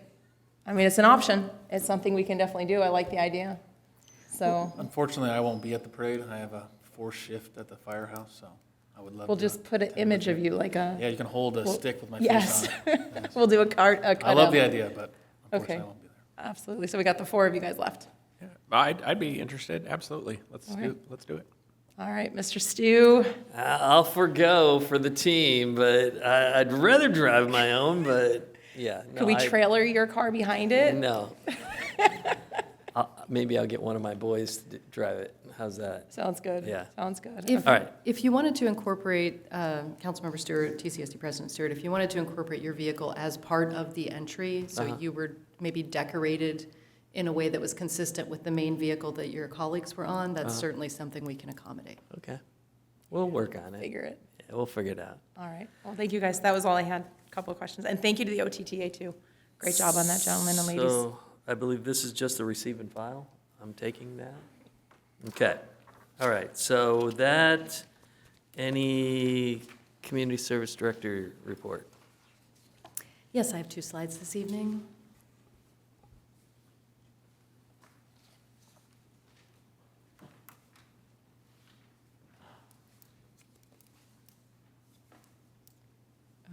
Okay. We'll just give that a minute, and I will, there we go. Okay, I was gonna say, I will pull up my notes if I need to. Okay, so the first event I wanted to bring to everyone's attention is on Saturday, April 18th. It's our Art in the Park celebration over at Sam Hicks Monument Park. It's gonna be a ton of fun, lots of vendors selling art and other crafts. Just come on down, enjoy the event, wander around, enjoy the weather, and that will be at Sam Hicks Monument Park, which is right in front of the Temecula Valley Museum, just straight down the street next to the fire station. Next slide, please. And then we have our big Community Services Expo, Saturday, April 25th. That's right out here in front of City Hall in the square from 10 a.m. to 1 p.m. So if you've recently received our beautiful, this year it has like an orange cover for the summer, our beautiful guide to leisure activities in your mail, this expo is our attempt to sort of bring that guide to life. So it has a lot of our contract instructors, some of our staff there, representing our facilities, programs, and events, as well as our individual contract instructor programs. If you've been looking at one of our contract classes and you weren't sure whether or not it would be the right fit for you or your family member, it's a great time to talk to the instructor, get to know a little bit more about it. There will be some demonstrations as well to try out different activities. So ton of fun, come on down, free activity for the entire family. And that concludes my report. Thank you. General manager report. Nothing further, All Mr. right. President. Anything from the board? Nope. All right, so I will adjourn this till the next one.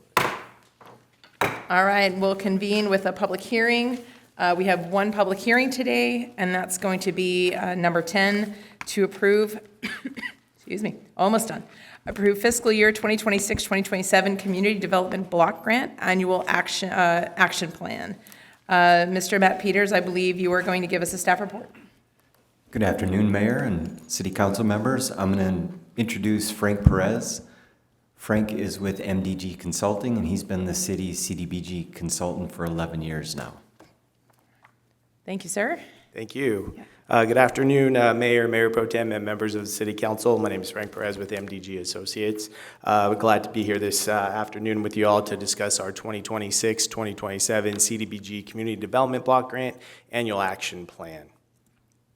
First, I'd like to go over just a little brief background on CDBG and the program that itself. Again, it's a federally funded program that the City of Temecula, as an entitlement grantee, receives an annual yearly allocation of CDBG or Community Development Block Grant funds, which are used to create and develop viable urban communities through promoting, preserving, and assisting development of affordable housing, improving and expanding public infrastructure and facilities, and providing and improving public services.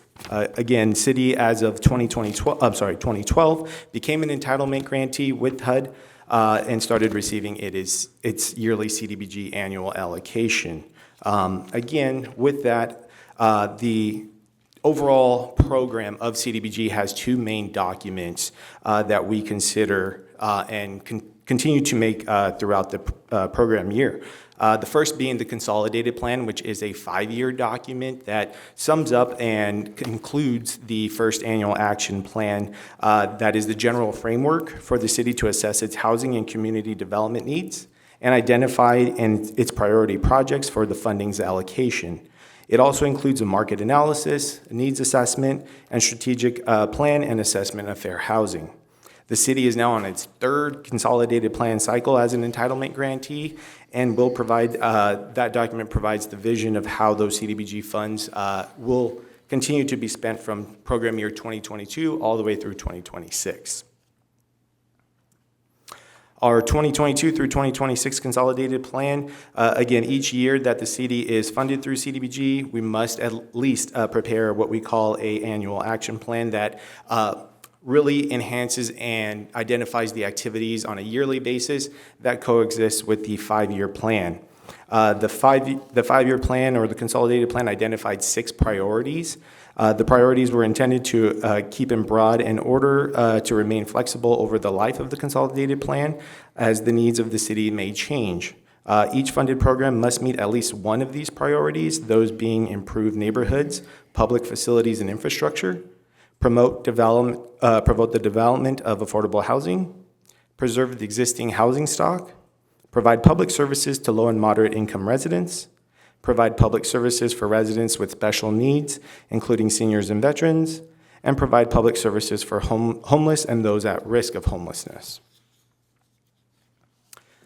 Next, I'll focus specifically on the 2026-2027 Annual Action Plan. While that consolidated plan provides the overarching framework for our CDBG goals, the activities in each subsequent annual action plan identify the specific projects that we'll be using with the yearly annual allocation that HUD has released. And again, must meet the national objectives through HUD and through its consolidated plan. With the 2026 Annual Action Plan, HUD requires extensive community outreach each year during the adoption of an annual action plan. During our application process, staff held 2 community workshops that were held in the morning and evening on December 1st of 2025. The staff met with Finance Subcommittee meeting in February of 2026. And we held a 30-day public review period with the draft document out for not only online with the city's website, but in its designated physical locations here at the city and public library, as well in city clerk's office. In that regard, the last item that we have for public outreach would be a public hearing hosted today, this afternoon, with you all. What you see on your screen right now is the updated annual allocations. Each year we run a unique process in which we carry over the anticipated funding from the prior year. HUD did release official allocations as of just recently, April 3rd, just a week and a half ago. With that, we did see with Temecula a slight increase of $19,965, so an additional as compared to last year's funding. Again, you'll see on the screen the anticipated funding, which the draft document did include, but just the release of the more recent HUD allocations just on April 3rd, incorporated on that final column to your right. Again, one item of note, we're usually in a unique situation where we don't know the HUD allocation even at this moment in time, so we are in a really good spot to bring that forward with you all, knowing that the city did receive additional CDBG funding this year. What you'll see next on your screen is the city that did receive 11 public service funding requests throughout the application process for this year under the public service category. Under that category, the city does, with its yearly annual allocation, can, on a maximum, set aside 15% for public service activities. That 15% maximum equates to about $93,964 of that new allocation amount. 15% can be set aside for, it was 15% for public service, 20% for the program administration, with the remaining funds being for capital improvement type projects. What you see here on the list, on the screen here, was the slide demonstrating Finance Subcommittee's recommendations for the 26-27 public service programs. Under the 2026-2027 CDBG funding for overview of CIP projects, the remainder, like I mentioned, outside of the administration category, outside of the public service category, remains the capital improvement category, where $407,180 would be able to be allocated to capital improvement projects, where the Finance Subcommittee recognized Habitat for Humanity for $75,000 of that portion, with the remainder of $332,180 going to a city-designated ADA improvement project that identifies and will address continuation of the city's ADA transition plan activities, priorities 1, 2, and so on and so forth. Staff recommends that City Council review and approve the resolution for 26-27 Annual Action Plan as an application to the United States of U.S. Department of Housing and Urban Development for funding of CDBG funds. This does conclude my presentation. Community development staff and myself are here to answer any questions, should you have any. All righty, thank you so much for that. And to that, any questions from or for staff? Oh, seeing one, yes. Thank you very much, Madam Mayor. I did have a question for staff regarding the public service program. So if, you don't necessarily have to put the slide back up, but there's quite a few nonprofits in the region or in the area that were asking for an allocation. They didn't receive any. And the Community Services Department for the Family Bridge Program received a pretty decent amount. I think it would be helpful to just explain what that program is to the community so they understand what those dollars do. So perhaps Director Russo could handle that question. Sure, I'd be happy to. I actually have a couple of slides, if they can pull those up, that explain the program in a bit more detail. Great, thank you. So just as background, this is a program we've been discussing some iteration of for probably close to 2 years now, because we had identified sort of a hole in the services we were able to provide through our homeless outreach program. And so the main need that we were noticing that was really hard to fill was for families with minor children. And so what we were finding is that these individuals, these families, were often what we would consider the invisible unhoused. So when people are, sending us comments on the city app, or when they're sending you all emails about what the perceived problems associated with homelessness, typically the individuals they're encountering are not these families with minor children. And what we found was they're sort of off the radar in a lot of ways, many times intentionally so, because these are families who are worried about, frankly, just losing their children if it's discovered that they're homeless or they're unhoused. And instead, they're often living in their vehicles. Sometimes they're moving between different temporary housing options. We commonly call it couch surfing, maybe living with a friend or a family here or there. And in most cases in this situation, the causes of homelessness we were seeing were things like a sudden loss of employment, a family member or illness or medical emergency. I mean, we hear these stories all the time, but you'd be surprised how often they're happening right here in your community. We had one family with several children where the mother had a stroke suddenly, young and just out of nowhere. and was hospitalized for months and months on end. Domestic violence, we see that situation unfortunately, all too commonly as well. So in these cases, you're dealing with a family who, for whatever reason, is experiencing homelessness or really like teetering on the brink, and the existing resources often can't preserve the stability of working families and children. So typically the resources we did have access to, or we were able to connect them to, would either require them to move out of the area or would require the kids to be in a different school program. Technically, under the McKinney-Vento Act, the school district is required to provide transportation for children experiencing homelessness to keep them in the school. But what we find is, for example, we had one family where they had an option for stabilization, but it meant moving from here, where the father was employed and the kids were enrolled in school, to Riverside. And ultimately, they took that because they prioritized shelter, but it meant that the father had to give up his job, try to find a new job in Riverside, and the children had to leave their school. Now, legally, technically, could they have been transported to and from their school here? They could have, but the reality is you have kids living in Riverside, and that's just adding to the burden of the family at that point. So what we were looking for was a solution that was flexible, locally accessible, and would allow families to maintain continuity, prevent them losing employment, kids having to change schools, and in many cases, losing whatever tenuous network they did have of family and friend support. So for example, we had a single mom with kids whose mother was able to provide daycare while the mother worked. And that's the sort of thing where you may be able to find them shelter, but if it's out of the area and now she's losing her daycare, well, you've created another problem. So that's what we were up against. Next slide, please. So the solution, and again, this has been maybe 2 years in the discussion phase, we're proposing is to partner with the nonprofit Mission Hope to provide family bridge housing. So Mission Hope, many of you are familiar with, used to be called Community Mission of Hope. Now it goes by Mission Hope. They are a longtime community partner with a really, really extensive proven track record of performance within our community and really delivering services. They're currently operating the Empowerment Village model, which is an amazing program on their campus in Wine Country that provides a very structured 2-year program for mothers with young children, and it provides them with education and parenting, finances, workforce preparation, so that the idea being when they complete that 2-year program, they're ready to move into a more independent living situation. Mission Hope also operates Hope Family Housing, the Hope Resource Center, and the Hope Food Pantry, which I think you're all familiar with as being a really valuable resource here in our community. Because they've been in the community operating as a nonprofit for so long and touching so many different areas, Mission Hope has a really strong network of wraparound services, which means when you have a family who has other needs outside of just shelter, there's a very good chance that the Mission Hope network can connect them with somebody, a lot of times angel donors in the community, who are willing to provide services or goods to support them. Through this program that's before you that we are proposing receive the lion's share of the public service allocation through CDBG, the city will contract with Mission Hope to operate a 4-bedroom bridge housing residence for eligible Temecula households with children. And you can see the residence in the picture there.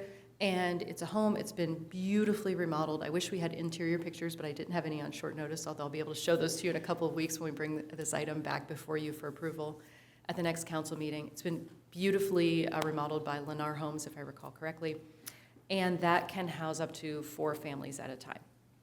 This contract would enable us to partner with Mission Hope to manage all property operations, including lease and rent, utilities, maintenance, furnishings, insurance, and on-site oversight, which is a really important component where we would have a housing manager on-site to be able to deal with any issues that might come up, around the clock. This will also allow us to provide stabilization services, which include intake, eligibility verification, case management, housing navigation, and transition planning. So the CDBG Public Service Program allocation that Frank mentioned of $78,964 will cover the cost of the dedicated use of this property. Next slide, please. So I mentioned the next council meeting. So what you have before you, obviously, is the CDBG item to approve the allocation of the CDBG funds. At the next council meeting, if this is approved, we will bring back before you a contract with Mission Hope that you can then review and approve, and it will go into more detail to allow us to move forward with this program. The scope of work that we'll be bringing before you at that point includes the family bridge housing we just described, as well as flexible family assistance administration, and the flexible emergency shelter and motel support, and resource and housing navigation. So one last item just to clarify, the family bridge housing is that building you just saw, that house, and that will house up to four families at a time. In the interest of the safety and comfort of all individuals involved in this program, that house will be limited to mothers and their younger children, their minor children. In an effort to address the need that we've also seen, which is families who have older adolescent or adult males in the family unit, the Flexible Family Assistance Administration is the funds that Council approved last year, which we use to provide emergency and bridge housing for those family units who have adolescent adult males in other facilities. And that is a variety of different facilities we're able to contract with. And then additionally, as I mentioned, flexible emergency shelter, motel support, that's like that quick turnaround. They have a housing solution, but they're not going to be able to move in for 2 weeks, and we just need to get them through this hump until they can get into their new shelter. And then finally, resource and housing navigation, which is just an incredible piece that if you don't have that, you're missing some opportunities to really prevent people from struggling. So I hope that clarifies. I hope that provides the background. We're happy to answer any additional questions on this program. Thank you very much for that. I really appreciate it. Thank you. Anything else, sir? No, that answers my question. Thank you. Any other questions for staff? No? Okay. Let's next open the public hearing.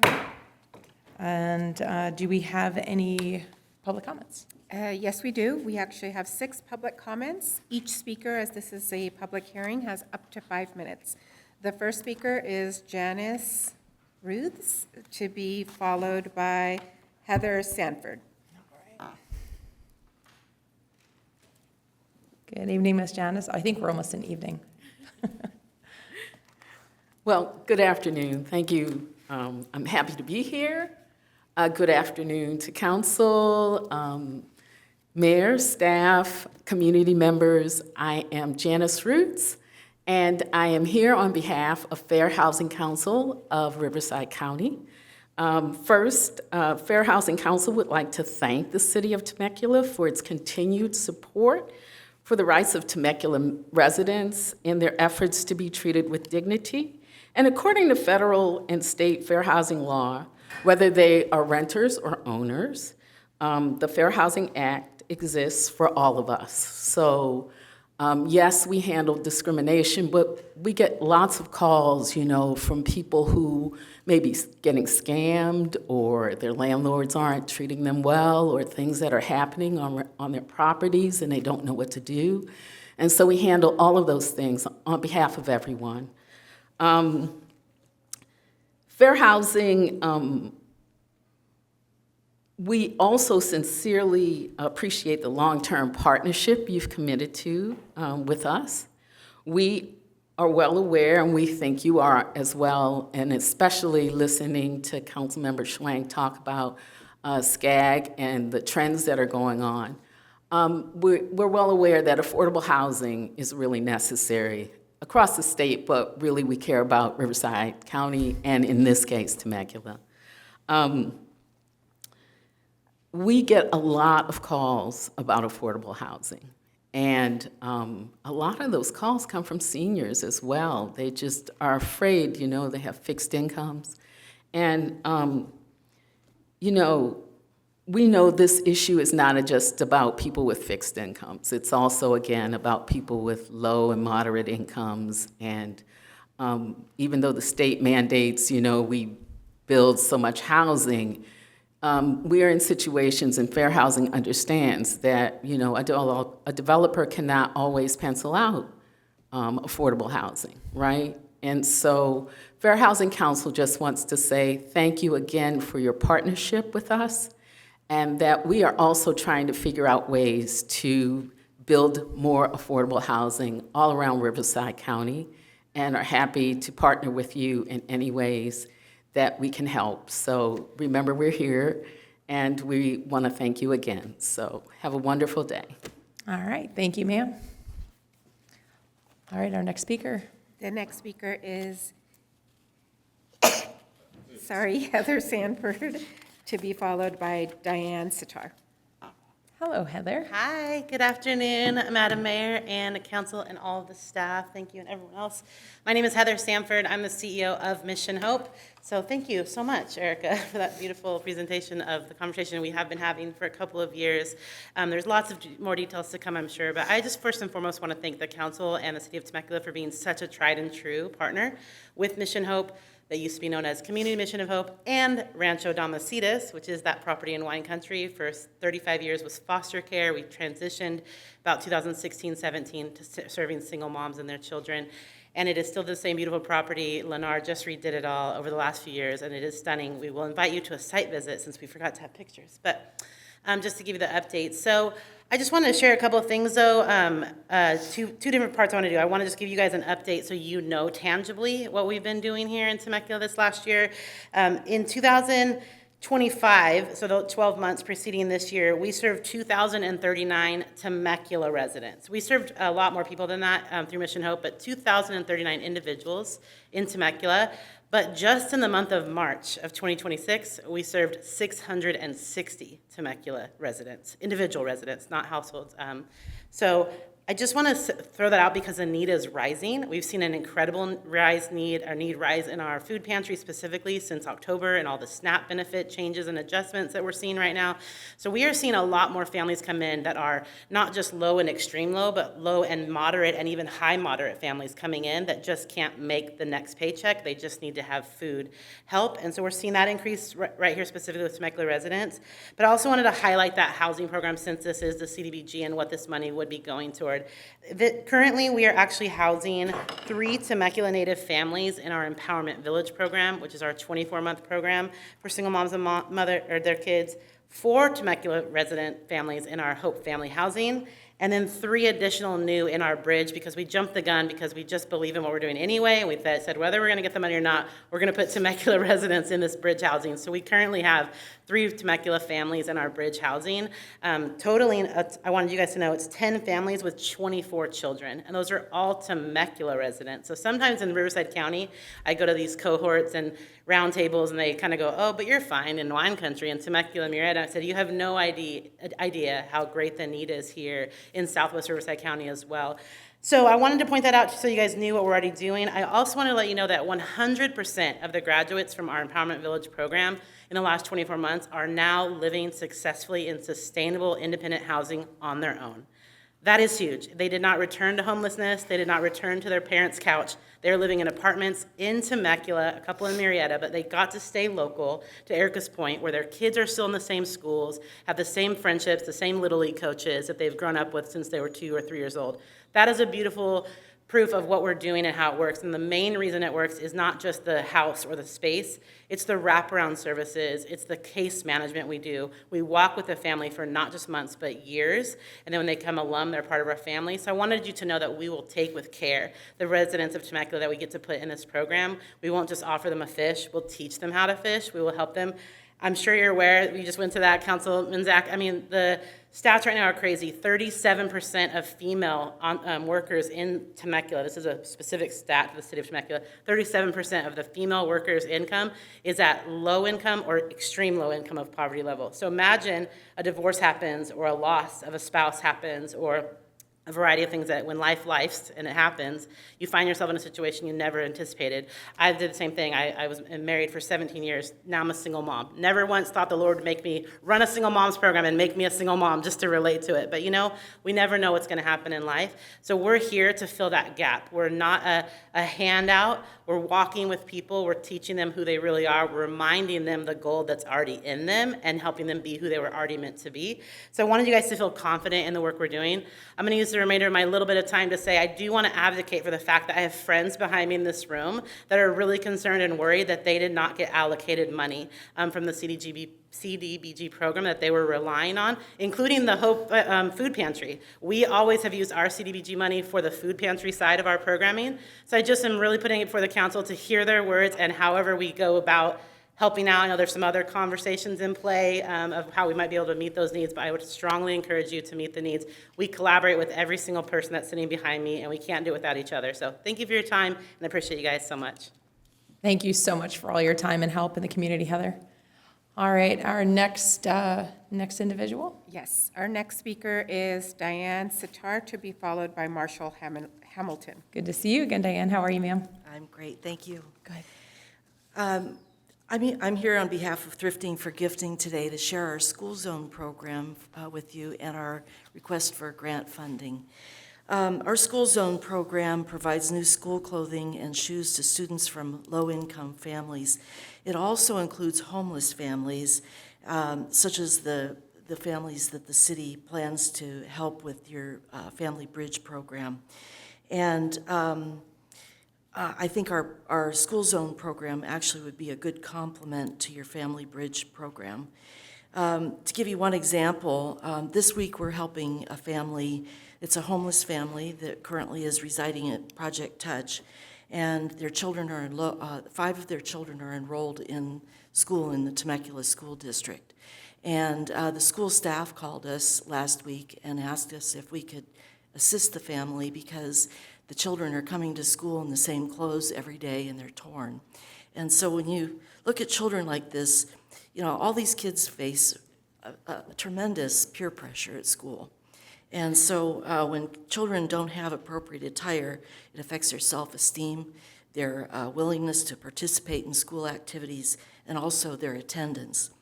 And so our research has shown that when the children can come to school with proper attire, they feel good about themselves, they're more engaged, they're more confident, and they're more likely to stay in school.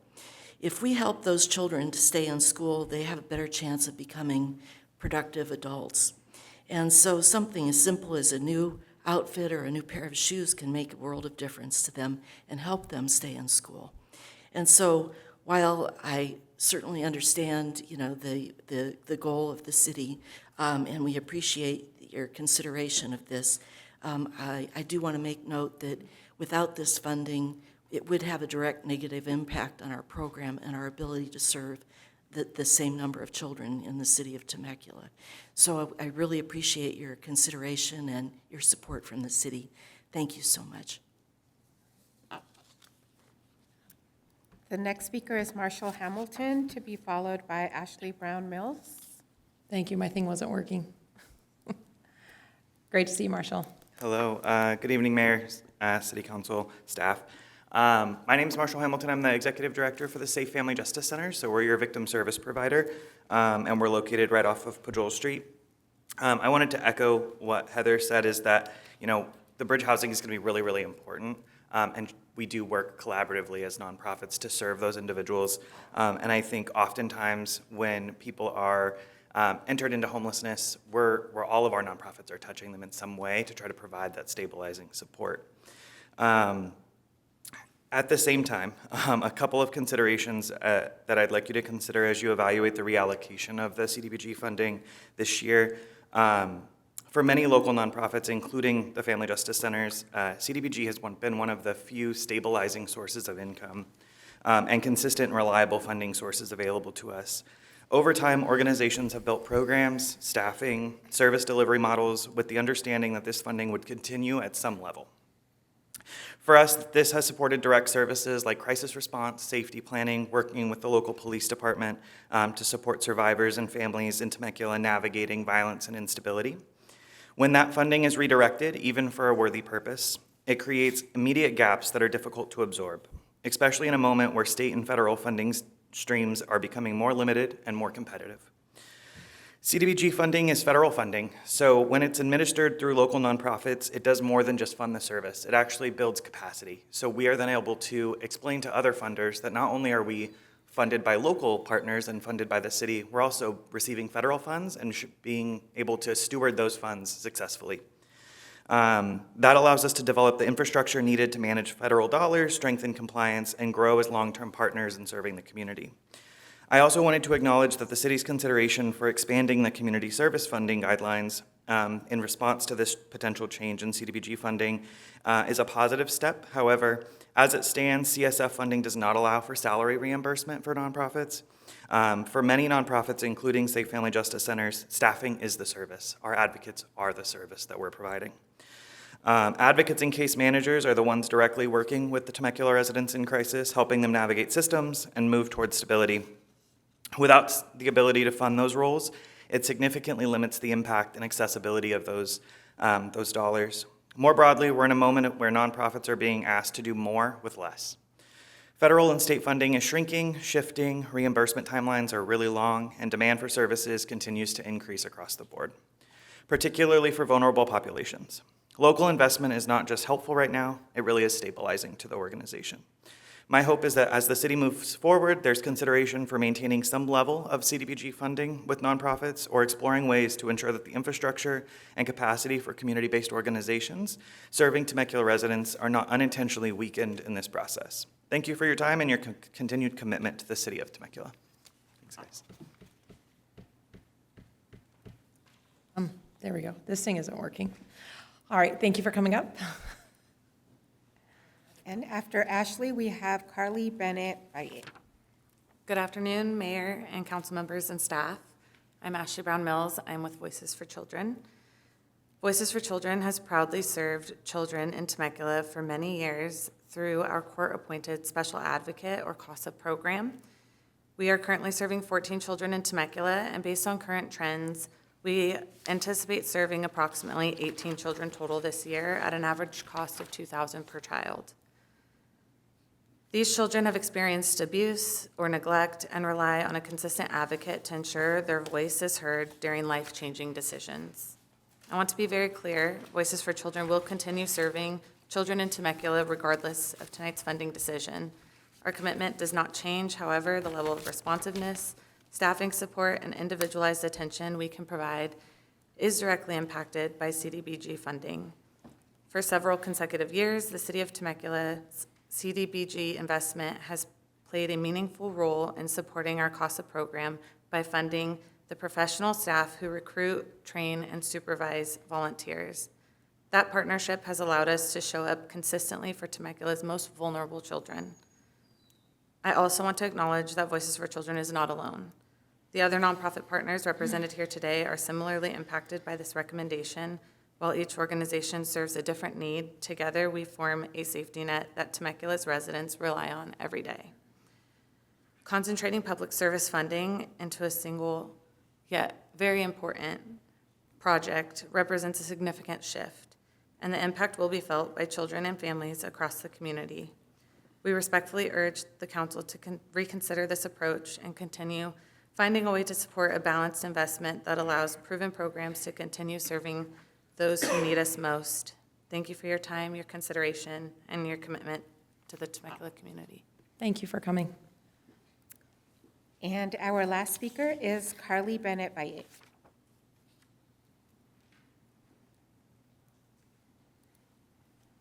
All right, thank you for joining us. Hello. Good afternoon. Excuse me. Good afternoon, Mayor Alexander, council members, and city staff. Thank you for the opportunity to speak today. My name is Carly Bennett Valle. I'm the CEO for the Boys and Girls Club of Southwest County. I echo everything that all the nonprofits have said here today, and I know you guys know that. That's the special thing about this community is that we all support each other and try to fill gaps as however we can and provide resources for each other. I did recently attend the city finance subcommittee meeting in which a majority of the public service CDBG funds were proposed to be allocated to the new program for the city's homeless prevention and diversion program. I want to acknowledge the purpose behind the reallocation is undeniably important. Investing in critical needs and evolving priorities is a responsibility you carry on behalf of the community, and that work is not easy.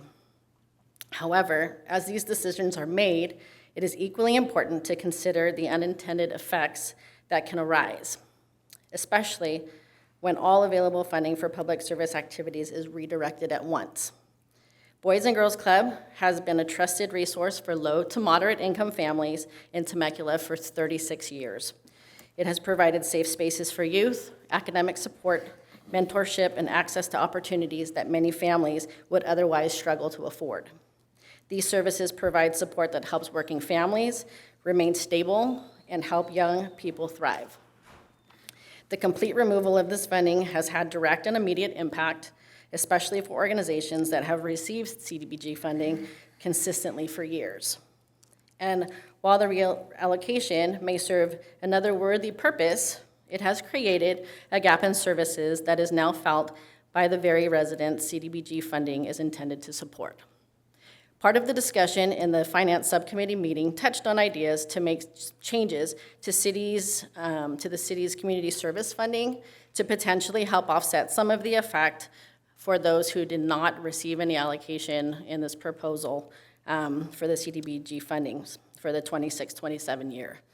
If this is still an active discussion, I do ask that you consider making the salaries, as Marshall had pointed out, an allowable cost for organizations to have be reimbursed, as staff are vital to our success and the fulfillment of our missions. I realize how challenging creating balance can be as the city continues to invest in these new priorities.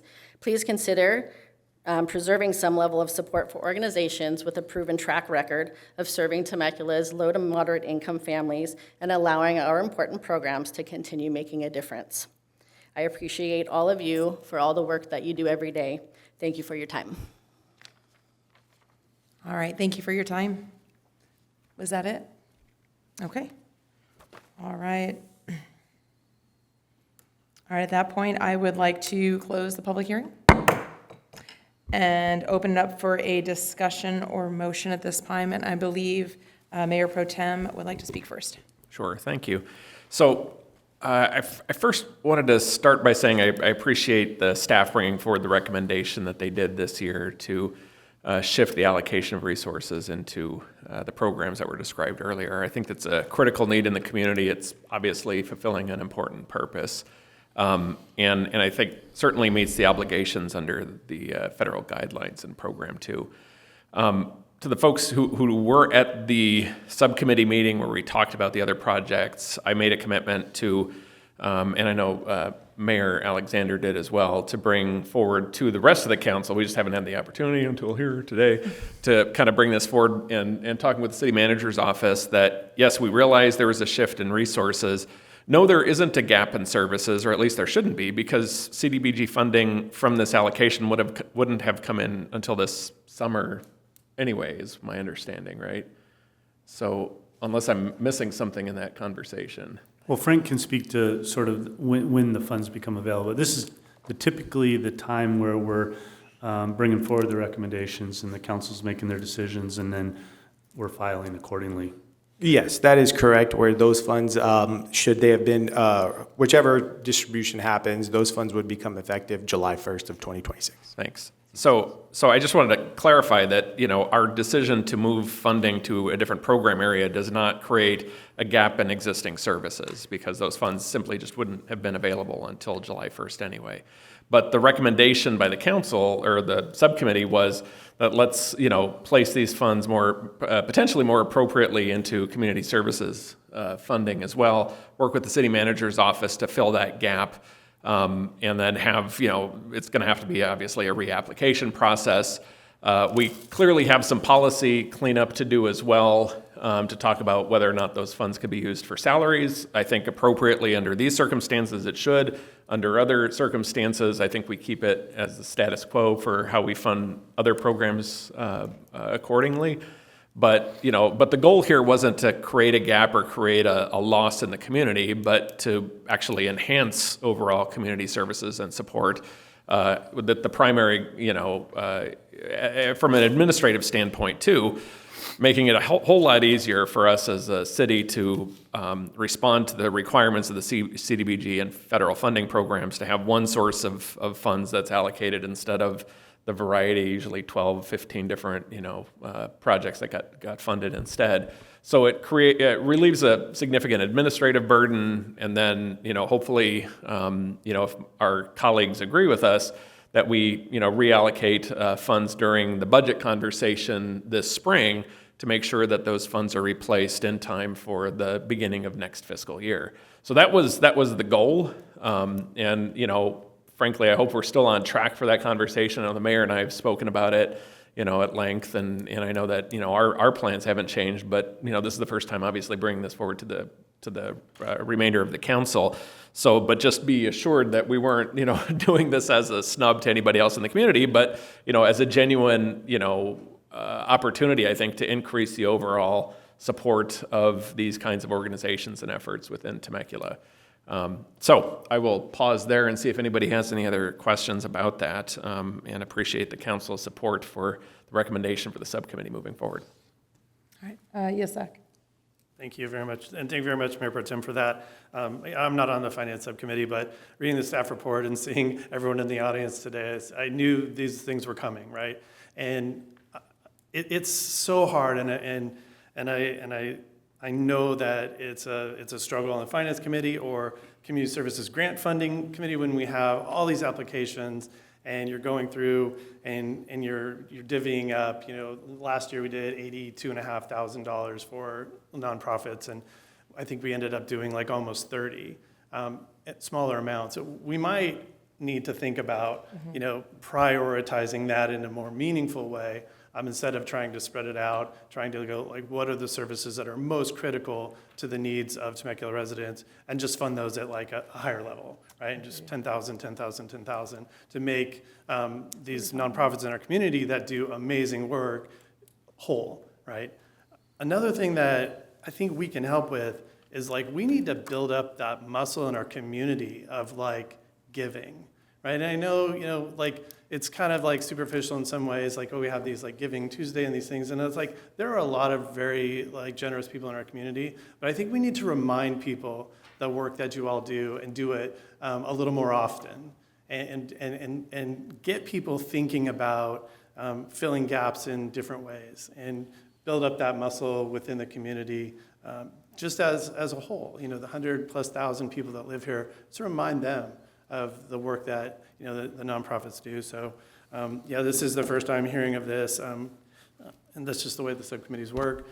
But wholly supportive of reevaluating the policy as well. I think it's not a wholesale change. I think it makes sense in some spots and others. Yeah, I think having that conversation at the budget workshop in May, I think we'll come to an agreement that, hey, we're going to make a lot of these organizations whole, and just seeing the critical need that they provide in the community. It's impossible for us to not sit here and wrestle with this. And I think you know, the five of us will come to an agreement to make that a reality for you all, because again, you do amazing work in the community. Thanks. All right, anybody else? Go ahead, Stu. Yeah, I fully support the item as far as, you know, shifting that to the critical housing need. But with the caveat that I think we really do need to be able to, and really we're talking colors of money here, where, you know, we're just going to shift one line item to another line item. So I'm fully supportive of doing that, because it really is exactly what that federal money is designed to do, and then come back and look at our local nonprofits and fund them out of our community services department in a way that's more effective for the nonprofits also, because there were certain line items that they could not use that money for. So yeah, I'm fully supportive of what we're doing here, so thank you. Okay. Elvis? Yeah, I feel like I kind of have a different perspective. And again, first time hearing it as well, and I feel like I need to understand more the policy as it pertains to the CDBG funds and how they can be utilized by these nonprofits, as well as our community services grant program, and how that policy and how the nonprofits can utilize those funds. I have to dig deeper into that.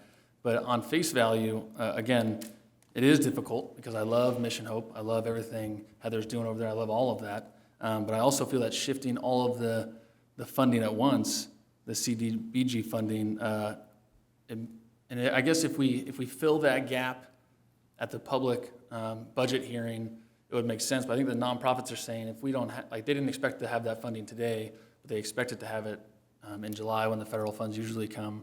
And if we don't allocate that, that's where the gap becomes relevant and prevalent. So I think it's important to say, yes, like, we want to fund you, and the hope is that we talk about it at the budget hearing, and it's almost a promise, like, hey, we're not funding you today through this source, but we're hoping to change the color of money at the budget hearing and fund you then. I come at it from a little different perspective where I think that we should do a more balanced approach tonight and tell Mission Hope and Heather, hey, when we do the more funding and the different funding in July, in the summer when we do the budget hearing, if we are able to allocate more money, then we can give you more. Because I feel like this does create a gap in the services if we are unable to fund those nonprofits. But I also think that as the municipal agency, we are here to support nonprofits. We are here to support businesses, not fund them whole. And I think that, you know, through the community services grant program where we have 30 different nonprofits and we give them a little bit of money each, I am more pro that than doing more money to specific ones. But that, again, that's just a personal thing where I think that we are here to support. We are not here to fund completely. And I personally do not want to give more money to specific nonprofits. I would rather give less money to more groups because we are here to support, not completely fund, and not be the backbone for more nonprofits than necessary. But again, that's just a different perspective. But I completely understand and respect the subcommittee's recommendation. I personally would like to see a more balanced approach where instead of shifting all the funding at once with the hope that in our budget hearing we're able to supply the money we're not granting tonight to the nonprofits that came up here and spoke. I would rather have a more balanced approach tonight with the hope that we are able to fund more of Mission Hope in the future. All right, thank you. You want to jump in or? Just one real quick one. I don't think we're looking at a budget conversation of supporting these organizations under the guise of hope. We either make the decision or we don't in the May budget hearing. So, you know, it's up to us to make a commitment, and my commitment to all of those organizations was I see there as being a need currently and a shift in you know, the resources and what we as a city were able to do for Mission Hope and increase that resource, and like I said, reduce the administrative burden and other things for that federal funding. But it's up to us to make the decision, you know, and so that's why we propose this as a subcommittee. It's up to us to make the decision, and I think everybody sitting at the dais agrees that these are all valuable, very important parts of our organization. So I wouldn't say that we hope. I mean, we're the ones that make the decision. So, you know, so we either commit to it or not, and in May, that's when we simply do it. I don't think there's much debate over it because we've, you know, consistently provided support to these organizations for many years. So, you know, I frankly didn't see it as a gap or as a slight to the organizations or, you know, ignoring the needs within the community. I just see it, like Stu said, as just the colors of money, an ability for us to shift resources where it's easier for us to, you know, allocate them and use them effectively, and a commitment by this council to sort of rethink the way we use community services funds. And, you know, and I think in talking with the, you know, city manager at that meeting, we said, look, let's just figure it out. There's, you know, we're making some cost savings and moves in other parts of the city that can help, you know, shore this up in the interim. But, you know, in the long term, I think this is a good plan, but I need, you know, the rest of you all to, you know, get behind this. So I wouldn't say, you know, like I said, I don't think we're hopeful. I just think we need to make a choice of whether this is a priority of this council. It is for me. I know it is for the mayor.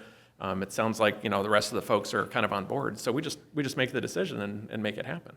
Well, absolutely. I just want to say that with the funding, right, when I say hope, it's that 3 out of 5 of us decide that is what we prioritize, right, funding the nonprofits.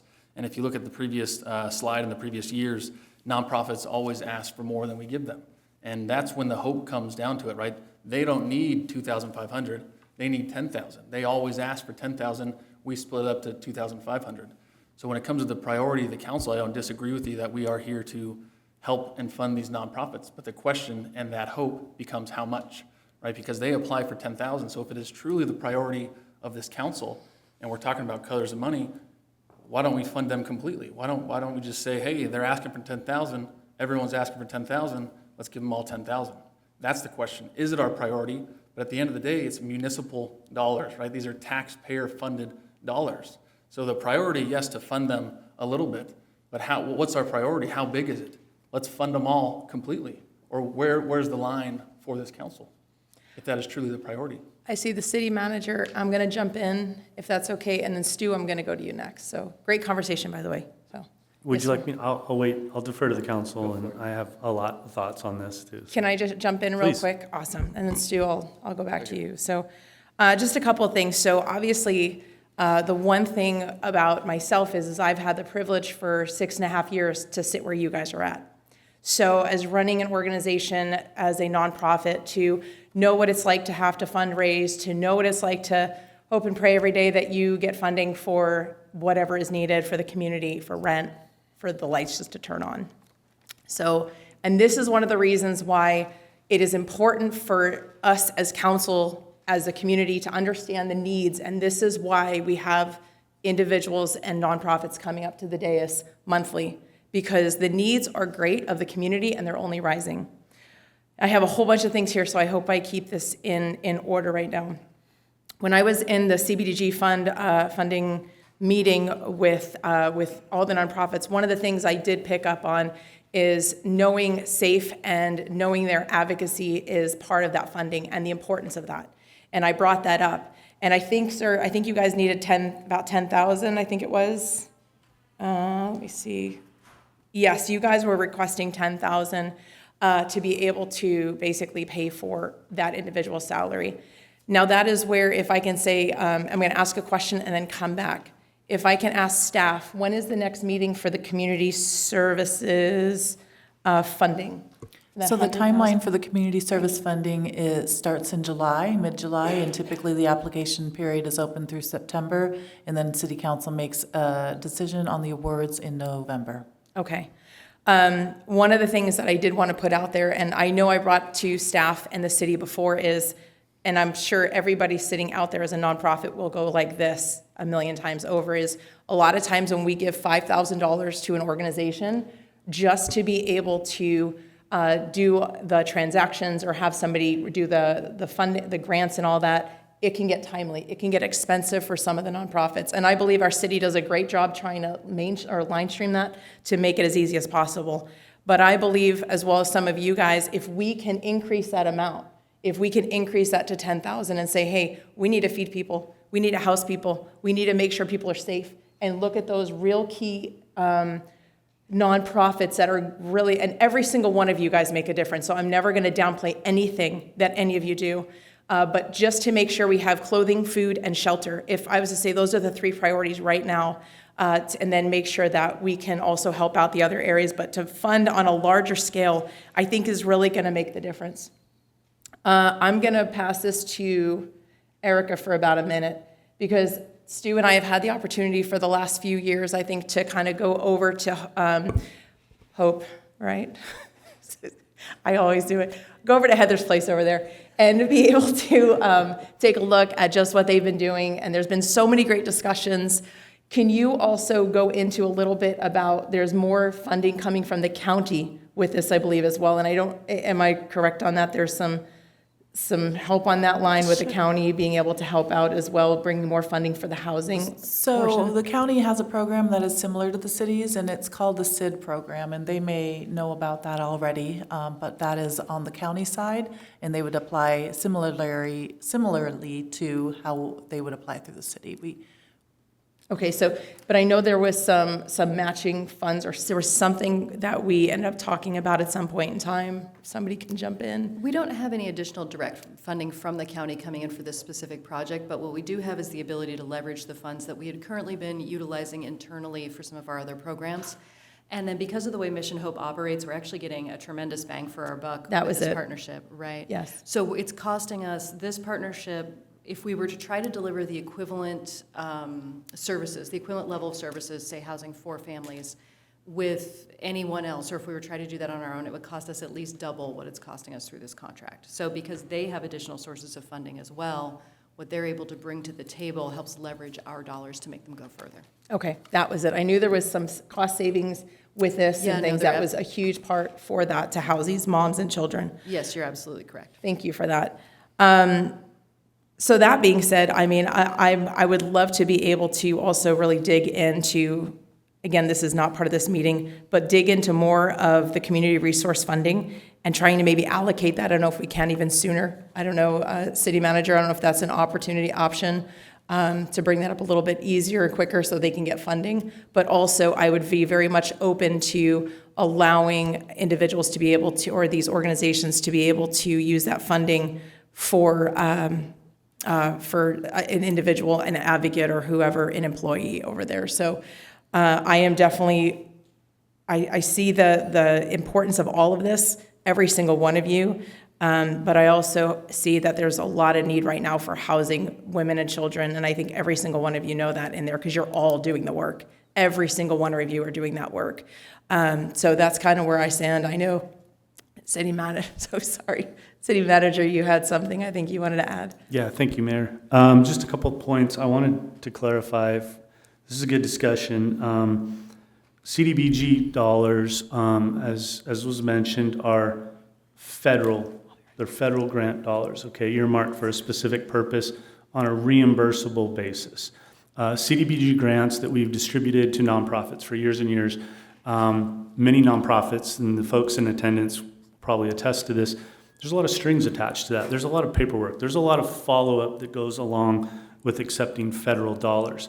There's far less strings attached to dollars that are accepted by a nonprofit from the City of Temecula's general fund, okay? So remember that, CDBG, federal dollars, and I'm just looking at the spreadsheet. It looks like tonight what we're considering is about $85,000 in federal grants, okay? On the community services funding program, which you've heard a lot of folks talk about, those are general fund dollars, okay? They don't come with the same strings. This year, the City of Temecula is poised, I think we budgeted $90,000. So very similar programs, but $90,000, but the ceiling for those grants is much lower. And it's what Brendan was talking about. Those are from $0 to $5,000, okay? And so the CDBG, what I'm looking at, what was requested was close to $10,000 by, a handful, half a dozen nonprofits. What they were funded in the previous year was almost exactly what they asked for. So if I do the math on that, the shortfall of the CDBG program is about $65,000 when I roll it all up. And again, yes, we're paying the City of Temecula, we're paying the community services, we're buying the bridge housing with the federal dollars, which we explained was, in our mind, a simpler, less bureaucratic approach. And what we discussed was, let's see if we can't make folks whole next month, 30 days from now, when we go to a budget workshop and possibly consider, and I can begin building a budget. We're actually nearly built the budget, and it's coming to you in 30 days. But I can bring to a budget workshop a proposed revamped community services program that's not $90,000, but maybe it looks like $155,000, taking this shortfall into account with general fund money, and maybe the administrative guidelines to go along with that gives the council the authority to go beyond $5,000 and go up to, let's call it 10. And if we can agree on that, and that's the direction, I'm seeing you guys nod that that's where you want me to take this, I'll begin putting that together sooner than later. I'll present it to the council at the budget workshop in May. Council takes action. Those dollars get programmed into the city's budget. They become essentially, technically, Ward, available July 1. So it's up to us to sort of move quickly on the staff side if we want to roll out an application program ahead of schedule and try to be cutting checks as soon thereafter, July 1, as we possibly can. I think we can do that. And I think we can pull that off. And we're going to scrap the whole November, fall timeline that you heard. And we get direction in May. We build the program. We advertise for applications. We upped it by $65,000. It's budgeted. July 1, those checks can be cut. We're back in front of a subcommittee. We're back in front of the council post July 1. And maybe at the latest, they're getting their checks, August 1. I think we can do that. And I'm prepared to work on that. as a part of council direction this evening, if that's the will. So, All right, City Manager. happy to answer any questions you might have. Thank you. I went on and on, so I don't know if that made any sense whatsoever. That made total sense. Thank you for that. Great insight. Was I forgetting you? No, I was. Madam Mayor, sorry. Yes, sir. I went on and on, but I didn't go long enough. One other thing I thought was worth mentioning, it wasn't that long ago, we were coming out of a global pandemic, and this city council earmarked, we called it CRP funds, remember the COVID relief program? That was $1 million.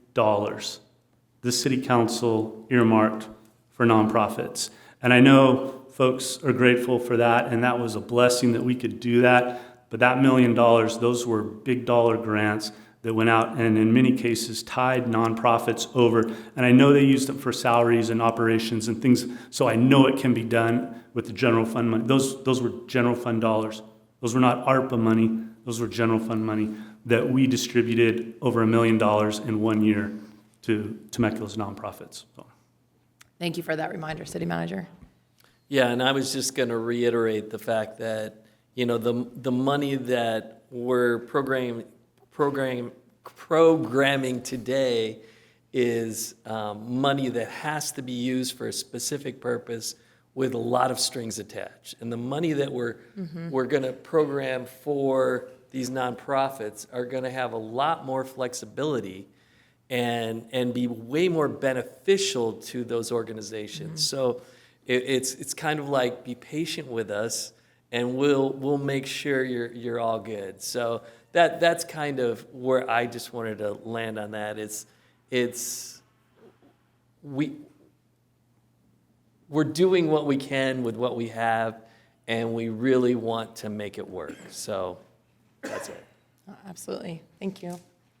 Anybody else? Yes, sir. Yeah, no, I just want to add, that all makes total sense. And again, I am far from an expert on nonprofits. And I'm assuming all of that was portrayed to the nonprofits at the subcommittee meeting. But they still came here and said, hey, with all those strings attached, we are still requesting money. That is the perception I got from them. We still want those federal dollars. We hear that you're going to make us whole, not with hope, but with promise in July. We still want those federal dollars. Or else they would have came up here and said, hey, at the subcommittee meeting, we heard that you're going to make us whole. We don't need the federal dollars. We'll be patient and we'll wait till July. But for whatever reason, and I don't know, it would be a great conversation to have with the nonprofits. Why do they still want the federal dollars? Why do they still want the strings? Is there a benefit to it, or are they willing to wait now? Again, this is just all discussion that I really don't know the answer to. I'm hoping everybody, I know everyone's like, I'll answer. I'm hoping I answer this correct, and you guys can just nod your heads. To be honest with you, to fund a nonprofit is to fund a nonprofit. To make it easier, cheaper, and way simpler, any nonprofit would prefer. Am I right? Maybe? I see half of you at least going like, yes. I know timing is always an issue. Like, a lot of times they have things allocated for that. But it sounds like with the city manager trying to move forward, we're going to try and expedite that so that way those dollars aren't sitting there. But I know any dollar is a dollar. You know, I have to just say this real quick because I do calculations here and there.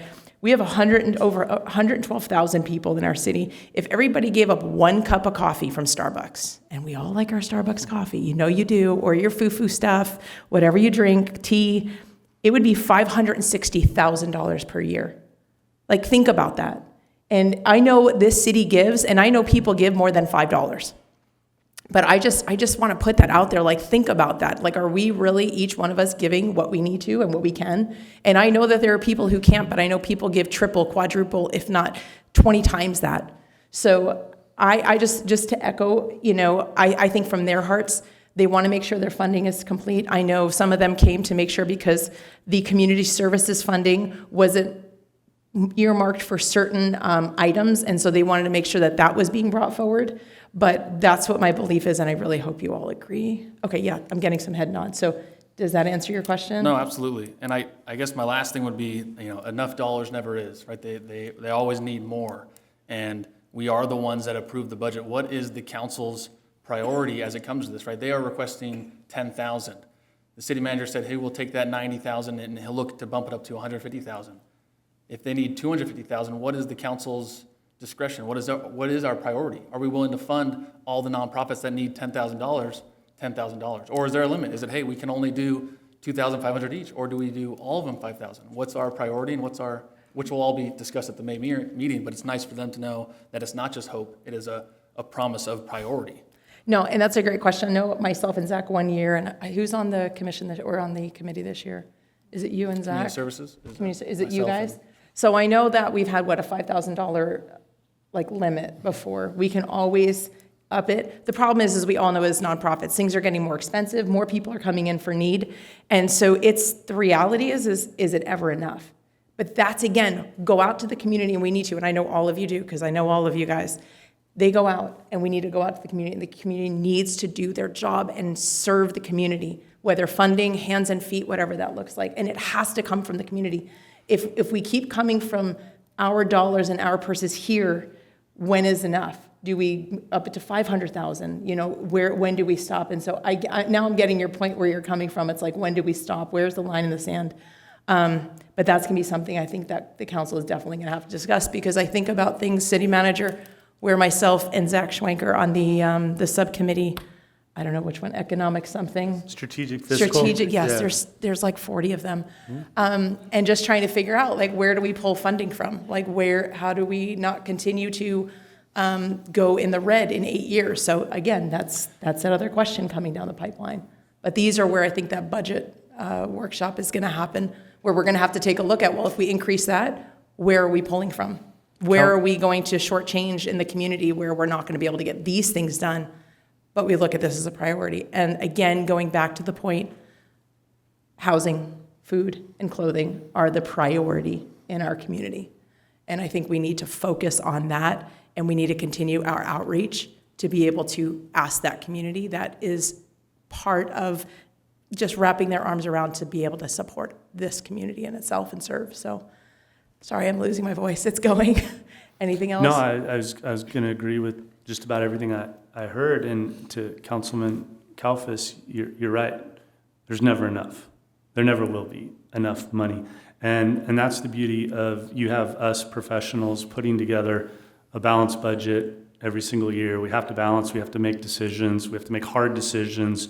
We're threading the needle every single year to balance and fund the things that we bring to you, and you ultimately decide if we've nailed it with our priorities. And so I look at budget workshop as it's a priority. It's a priority workshop. And as you're evaluating sort of what our recommendations are and what we heard tonight, you're going to see that. And I'm going to have a number in mind, and I may have already put it out there. And then ultimately, I'm going to seek direction and support from you five. And if I didn't get it right, and it needs to be more, or it needs to be less, I'm going to take that direction. And as we know from CIP, we'll take it from somewhere else. And that's what we do. If there's only this much money, we're going to spread it as well as we can based on the priorities the council ultimately decides. So. No, 100%. And I can get on board with this motion that's going to be made here pretty soon. I just want to ensure that what we are saying tonight is that we will, when we say we're going to make them whole, we are going to fund the nonprofits that requested money a similar amount that they received last year. Would that be fair to say?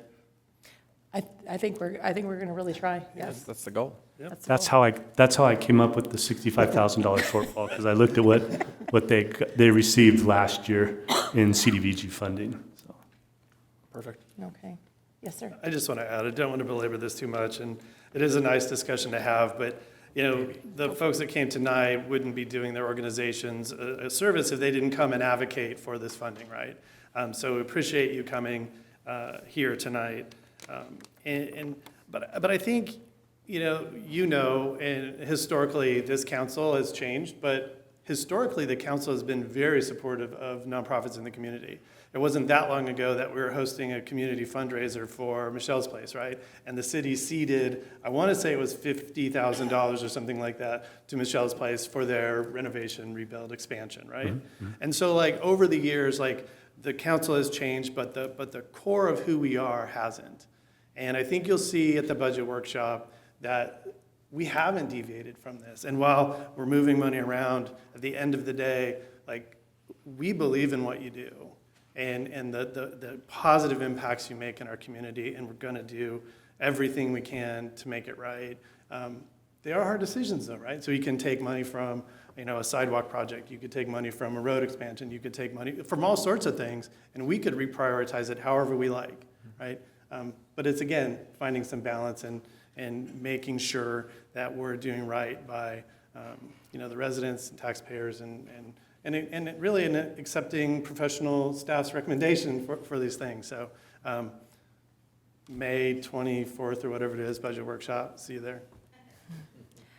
Aaron, if I can ask a question, does this also, if I remember, give us the beds that are needed for our city through the state? And I know that that's kind of something else that we were looking towards for this as well. Yeah, Erica will be better or able to confirm this, but I think based on what our homeless outreach team, our nonprofit, our staff has been seeing, observing over the last couple of years, the demographic that is most in need, where we lack the ability to resource without overextending the city of Temecula and buying more than we need. We feel like we found a solution with Mission of Hope and the number of rooms and retaining that house for a year and then revisiting it based on numbers that we're actually seeing in the street. Erica, do you want to correct anything I said there? No, you said that very, very well. Based on the numbers we've seen so far, this combined with the flexible family assistance funding, which helps us sort of find some shelter for those families that don't fit this 4-bedroom unit, we believe will meet the current need. Now, I did just want to clarify when you mentioned the state numbers, if you're talking about RENA numbers, that's okay. That's a different conversation. No, different. Yeah. No, just in terms for of what we're seeing right now with a need, absolutely. Okay, great. I think there was one more. Just really quick, I mean, we're a very blessed community to be having this conversation tonight. There are plenty of cities across California and the country who are struggling just to keep law enforcement and fire and the most basic services of public safety funded. And here we are, having these conversations about, facilities and roads and all the great work that we're doing in the community and being able to support nonprofits at the same time. This is a nice problem for Temecula to have, and I look forward to the discussion on the budget in the future. Oh, no, great point. And there's very many other cities that are not at the point that we are, and so very thankful. It's a blessing. All right, we had our discussion. We got a motion? I will motion. Second. All right, there's a first and second. Go ahead and vote.